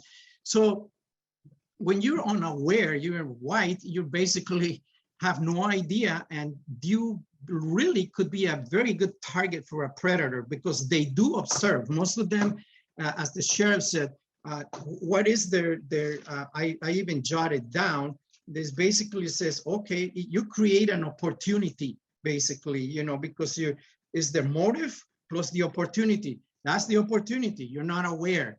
You know, you could be in a mall, you could be anywhere. So that's a lot of people, we tend to operate on color white. Now we go to color Yellow. Yellow is then when you are aware of your surroundings. Now, what does that mean, aware of your surroundings? And by the way, doesn't mean that when you're doing everything, what have you, you're like panicky all the time. That's not the point. When I'm out of the house, anywhere now that, most of the time, I would say quite a 99% of the time, I'm aware of my surroundings, whether I go to Costco, whether I go to the mall, sports event, even the parking lots at nighttime, after shopping in a supermarket. Okay, I just look around and just kind of breathe with my eyes. I'm not panicky or anything. And I say, who is around me? Who's the cars that are going by and who's around me. So I'm aware of my surroundings. It doesn't matter where you are. You could be even in the sports events where it's even crowded. Sometimes it's even harder to be.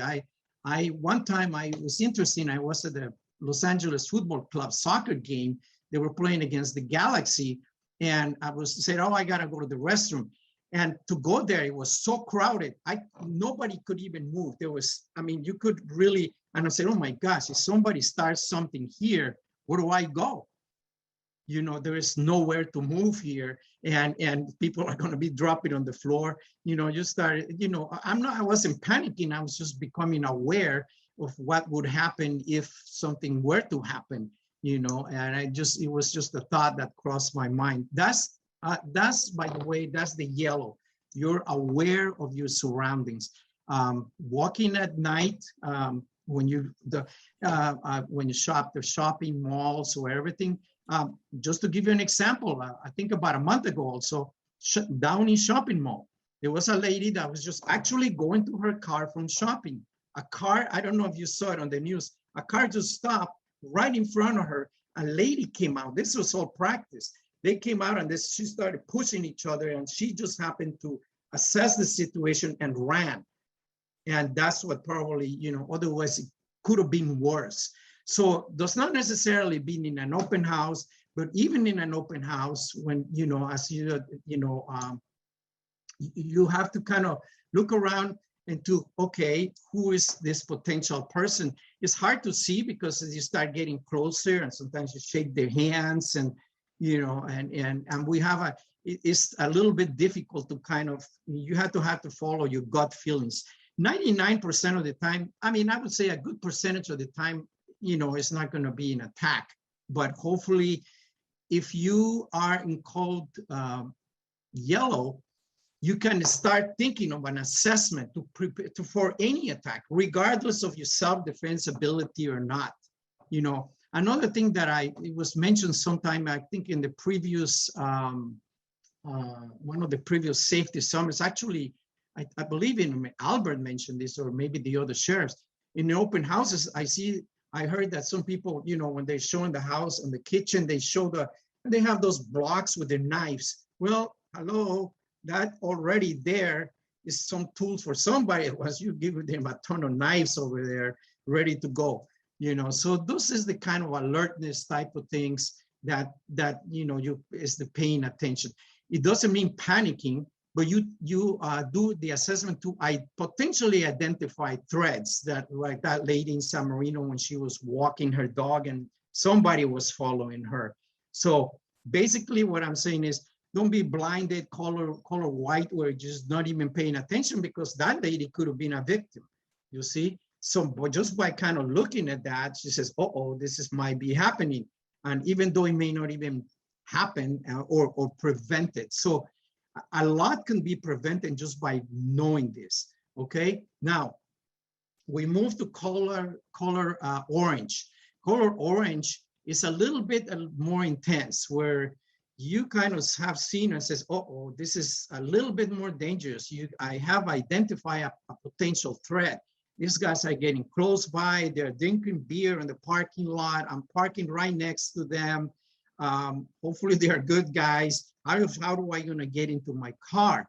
And how do I keep my distance from that? So you already assess that a situation, even though it may not be a potential, I mean, it may be a potential threat, but you said, okay, if this guy start doing something, I'm going to run, or I'm going to have to do this, would you start kind of doing that kind of an assessment? So the key of it, that's why it's called the color code of awareness, right? Now, we jump into now color red. Now, you have identified a threat, and this could be, by the way, while driving. You could be driving, and you go to the stoplight, and you look at these guys on the other side. There's 4 guys in their car, and they're drinking or whatever. They're blasting music, and one of them gets out of their car, even though when there's a stop sign, to approach you. Now, would that be a little bit threatening there? Well, you don't know what they're going to do, right? So it's like, oh, why is this guy getting out of their car? So can you see that it's not? You could be driving to an open house, and this could happen. Now, the other thing is looking at where you are in the neighborhoods. Those not necessarily bad neighborhoods or something, but even in downtown LA, you could be walking, and sometimes I go downtown LA, and yes, there's some homeless and stuff. Are all of the homeless criminals or stuff? No. But in the other hand, you don't know their mental state, or will they attack or not. So it's being aware to prevent, right? That's what the color of the orange. So if you see a potential threat, this guy is coming towards me and he's very close. And if you're in your cell phone and you're unaware, you're definitely a potential victim. So on color red, there is a potential that they're going to attack, so you really do that assessment. Okay, what do I have? What tools do I have? And like Albert said, and I will address that in a few moments. I personally, carry, because it's not mentioned in, everybody that carries knives, pepper spray, which by the way, I carry this tiny little thing is pepper spray. And 4 feet away, notice that this is the thing for my car. So that's one tool, right? Pepper spray, which by the way, I bought it with the gift certificate that I got from the board. One of those Amazon gift certificates. So there you are. There's one of the products of that. And the other tool that I have, and I will mention that a little bit more, is the Kubotan.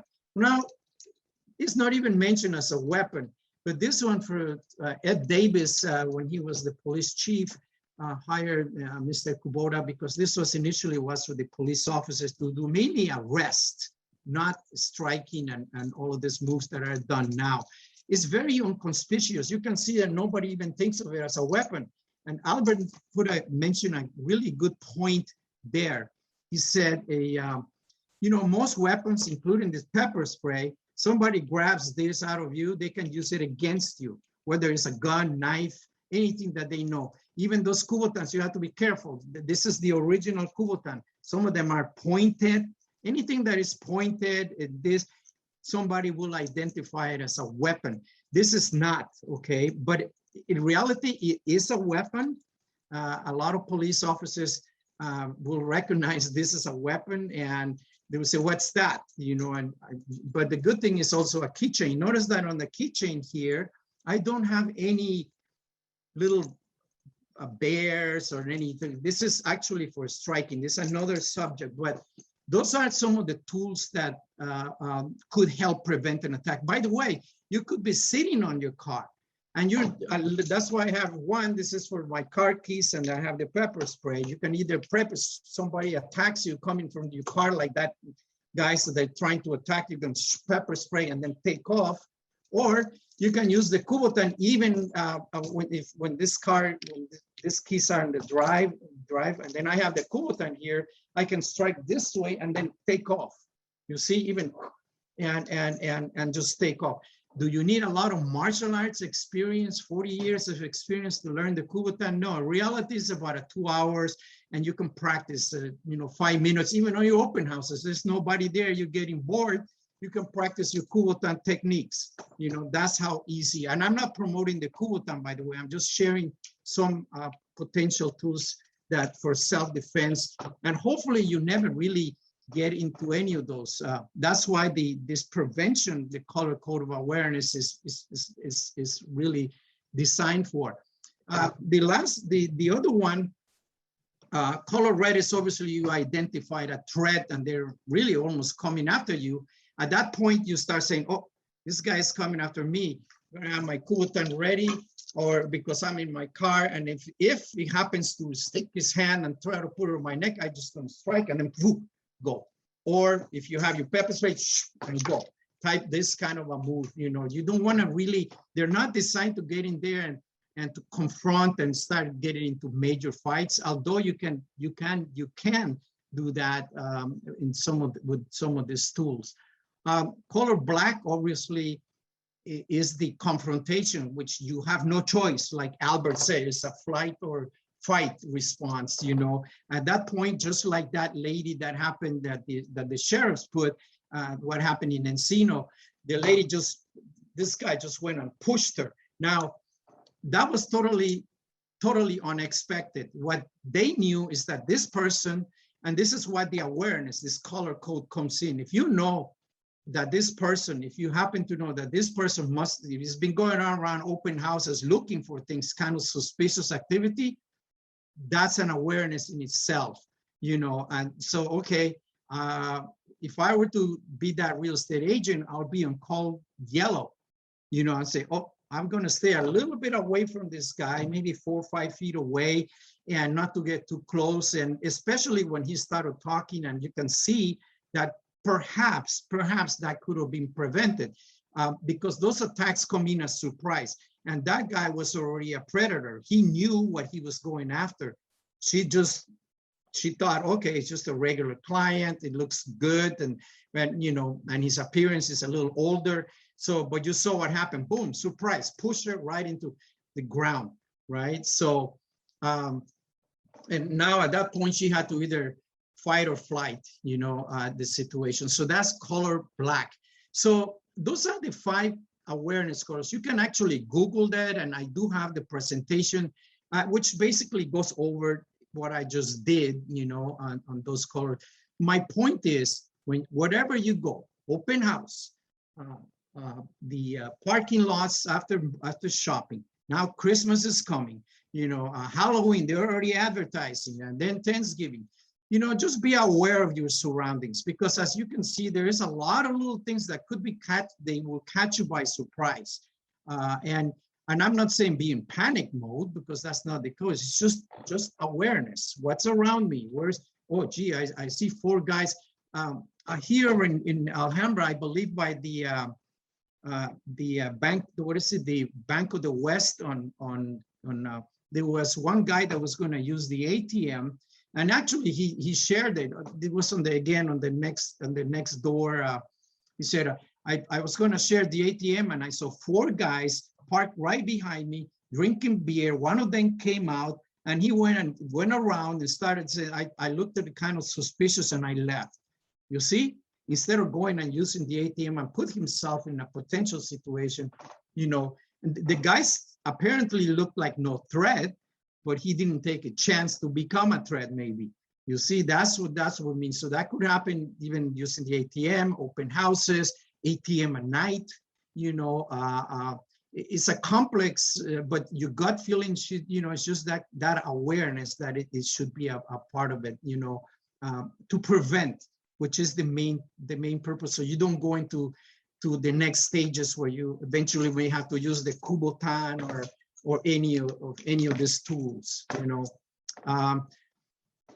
Lastly, I will have to say this, you know, and this would have been a great picture, because for me, what I did is there's a story of a Zen master, and the student and the Zen master.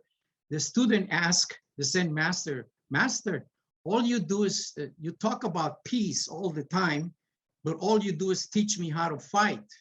How do you reconcile the two?"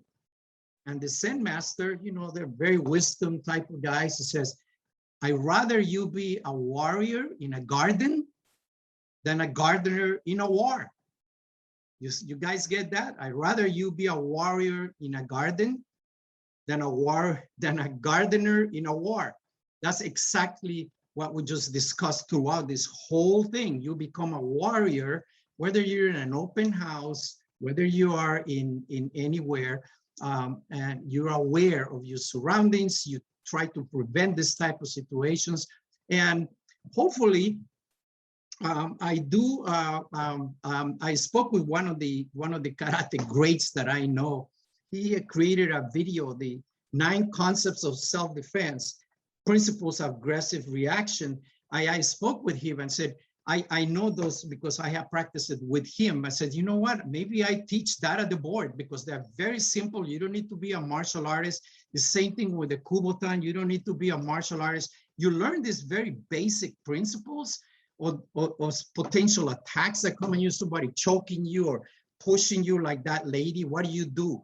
Because you could be hiking and somebody comes out of a bush, you know, or something like that. You could be walking around your neighborhood. See, this one was in San Marino, you know, it doesn't matter, you know, where the lady was being followed while walking her dog and playing daylight. So this is the kind of stuff that will help you, you know, and by being aware, just by being aware, the predator, this is what I read from the reason for this color code awareness. By doing an assessment, most predators will not attack. They will say, oh, maybe this is a little bit of a difficult victim. Maybe I go to another one. This one kind of knows, you know, even if you don't know martial arts or anything, just the fact that you're not on your cell phone, you're watching around and you're, you know, focusing on what you're doing, and you're aware of your surroundings. Oh, that's not an easy predator, as opposed to somebody talking on the cell phone, not paying attention, and say, oh, this one I can just push and go and take whatever, you know. So that's basically what this presentation is about, the color code of awareness. You can actually Google it, and that it appears there pretty much on the same principles. And like I said, because it's published by the U.S. government, and I personally use it myself, you know, pretty much all the time. Well, I should say all the time when I go out, particularly now that, you know, you hear all these little things in shopping malls, anywhere. I just look at the surroundings. That's simple. That's simple. You say, oh, who's around here? And that actually has helped me to be, you know, if I see something suspicious or something, take off, you know. So these weapons, these tools that you have are not necessarily to go out and create a fight for self-engagement, but just, again, that's what it's called, self-defense. And one more thing I learned about self-defense, it's not a sport. They're not there for points or looking pretty or how much of self-defense or anything like that. One of the key things that when we, hopefully at the West San Gabriel, when, you know, we make it fun, we'll make it fun. I'll get that opportunity to teach those classes, maybe, you know, 1 or 2 hour class, so you guys can learn this type of techniques, because in essence, your body is a weapon. Elbows, knees, this palm here, you can strike somebody with this like that. You don't have to be strong. You don't have to know martial arts. You just know some basic little moves that probably will get you out of a pretty crazy situation.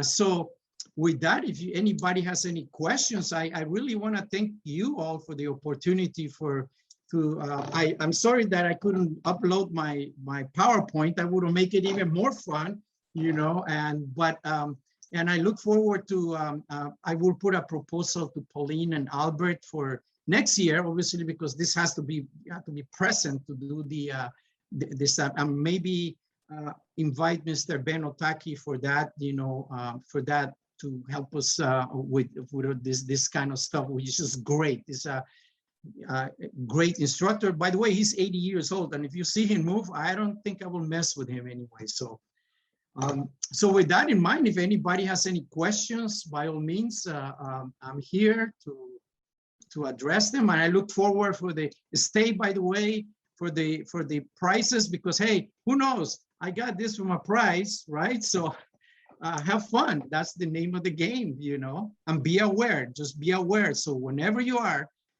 open house, doesn't matter, be aware of your surroundings. Thank you for the opportunity. Thank you. Thank you, Mario, for the safety presentation. Next up will be a short video about defending yourself. And afterwards, please stay at the end of the program for our raffle prize drawing. You must be present to win. So with that, Feng, please play the video. Okay, first drawing.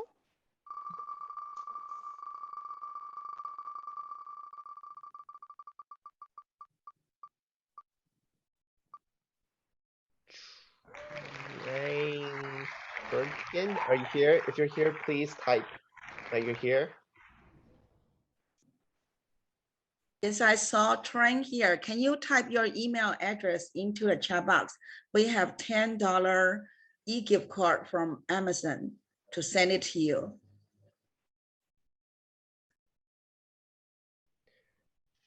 Do a countdown, going once, going twice. Tran, are you here? I don't think so. I don't see his name in any of the participants right now. Yes, thank you, Tran. I saw you. There we go. Thank you. Congratulations. This is the first one. Let's go to our next one.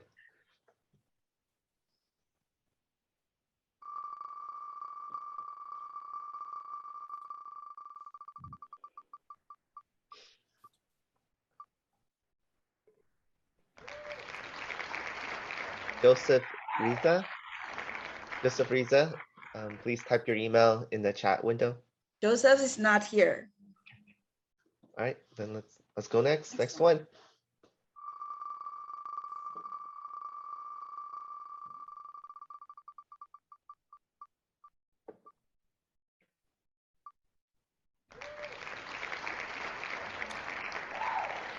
Cecilia.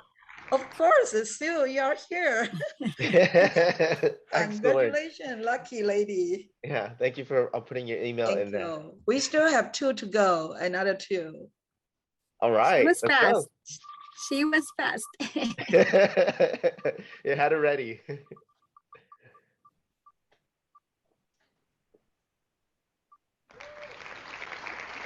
Mario. Hey. Wonderful, Mario, you deserve it. Yeah, thank you. The third winner. Thank you. What do I do? Type my email? Email address in. Okay, here we go. I'll type it. Thank you so much. This is fun, see? They're so exciting.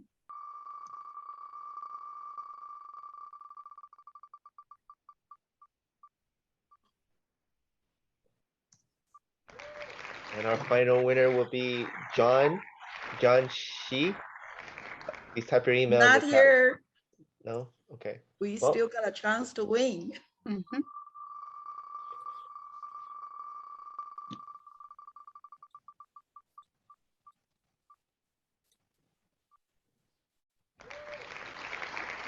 Anita Wu. Not here. All right, let's keep moving forward.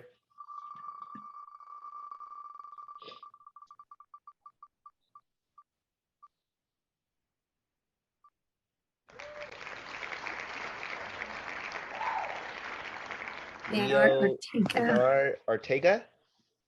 Not here, right? Right. Yeah. Okay. Hopefully my name will eventually come up. Yes, we wish everyone's name on it.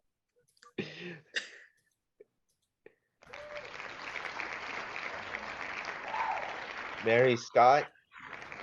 Not here. Not here. Yeah, she's not here.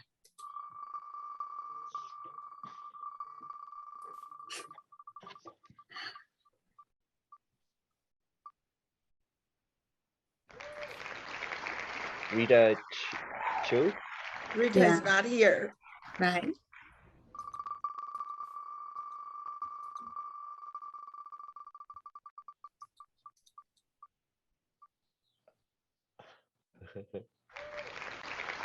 Yun Wang. Not here.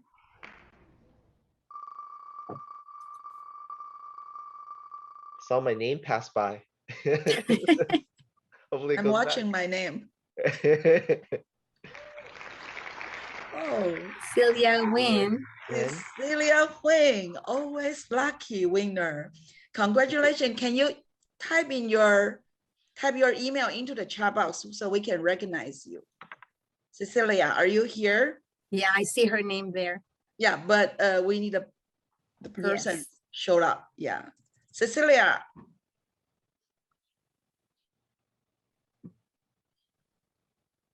So, Cecilia, are you here? Going Do you want to what? call 1, 2, Going twice. 3? 3? Yeah. Let's go to the, oh. Yes, she's there. Oh, Okay, Oh, just type in your email. Type Mom, in your email. can we ask you spin one more? Okay, make it 5, okay? The bonus? The bonus. Oh.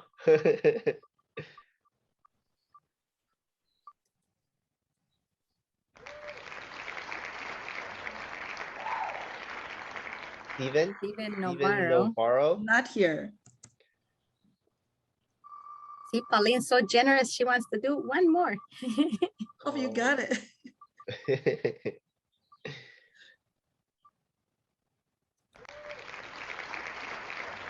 Christine Bean. Christine Bean. Not here.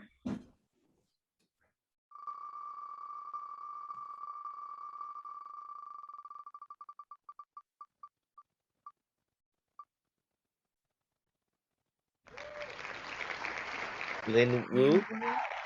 Lin Wu. Not here. Well, my chances should be pretty high by now. Hi. Let's see. Jennifer Castle. Not here. We want to know who is the last lucky winner. Exactly.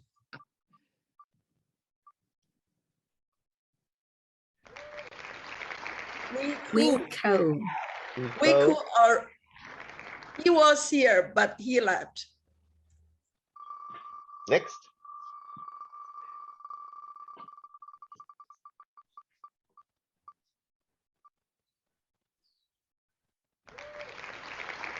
Angela Hong, wish you are here. Angela, can you text your email address in the chat box so we can know you are here? Congratulations, Angela. Type your email address. Congratulations, all of you, to get our $10 e-gift card from Amazon. Thank you so much. And Albert, do you still have a chance to play the video, Albert? Yes, yes. This is a very good one. Stay tuned. My name is Nelson Neo. I'm the founder of SHIELD, Women's Self-Defense. These are some simple defense moves for common assault for women.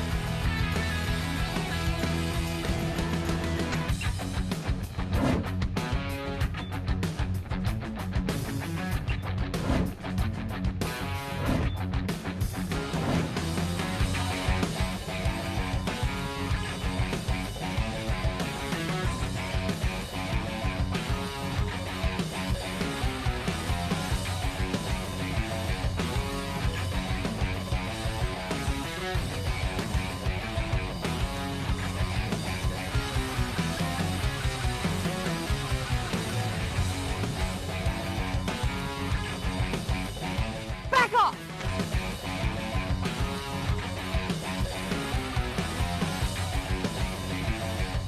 The main thing to remember is to be aware of your surrounding, always. Always use your core so you're not flailing around with your upper body. Also, when you have someone behind you, strike the groin first. Grabbing the face is really good. You just hold on to the face. Boom, you just grab on and push it back. When someone point a gun at you, run. If you can run, you run. You run zigzag and you scream. The myth that if women fight back, the guy's gonna get angrier and the woman's gonna get hurt, that's only true if you hit him a few times and look, and he's gonna come at you differently. So the first hit you throw, you need to be fully committed and become the aggressor. Sometimes you're simply overpowered. When you're overpowered, just relax for a second. And fake compliance is key. Say, okay, I'll do whatever you want, please don't hurt me. Get them to relax first. And then you fight whenever there's an opportunity. Women of any size can do this, as long as you know what to do and you know how to use leverage.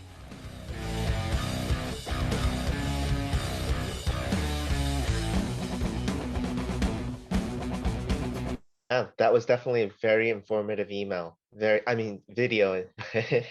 Okay, next up, I think Pauline, will you take it over, and the floor is yours for closing remarks. Wow, thank you so much.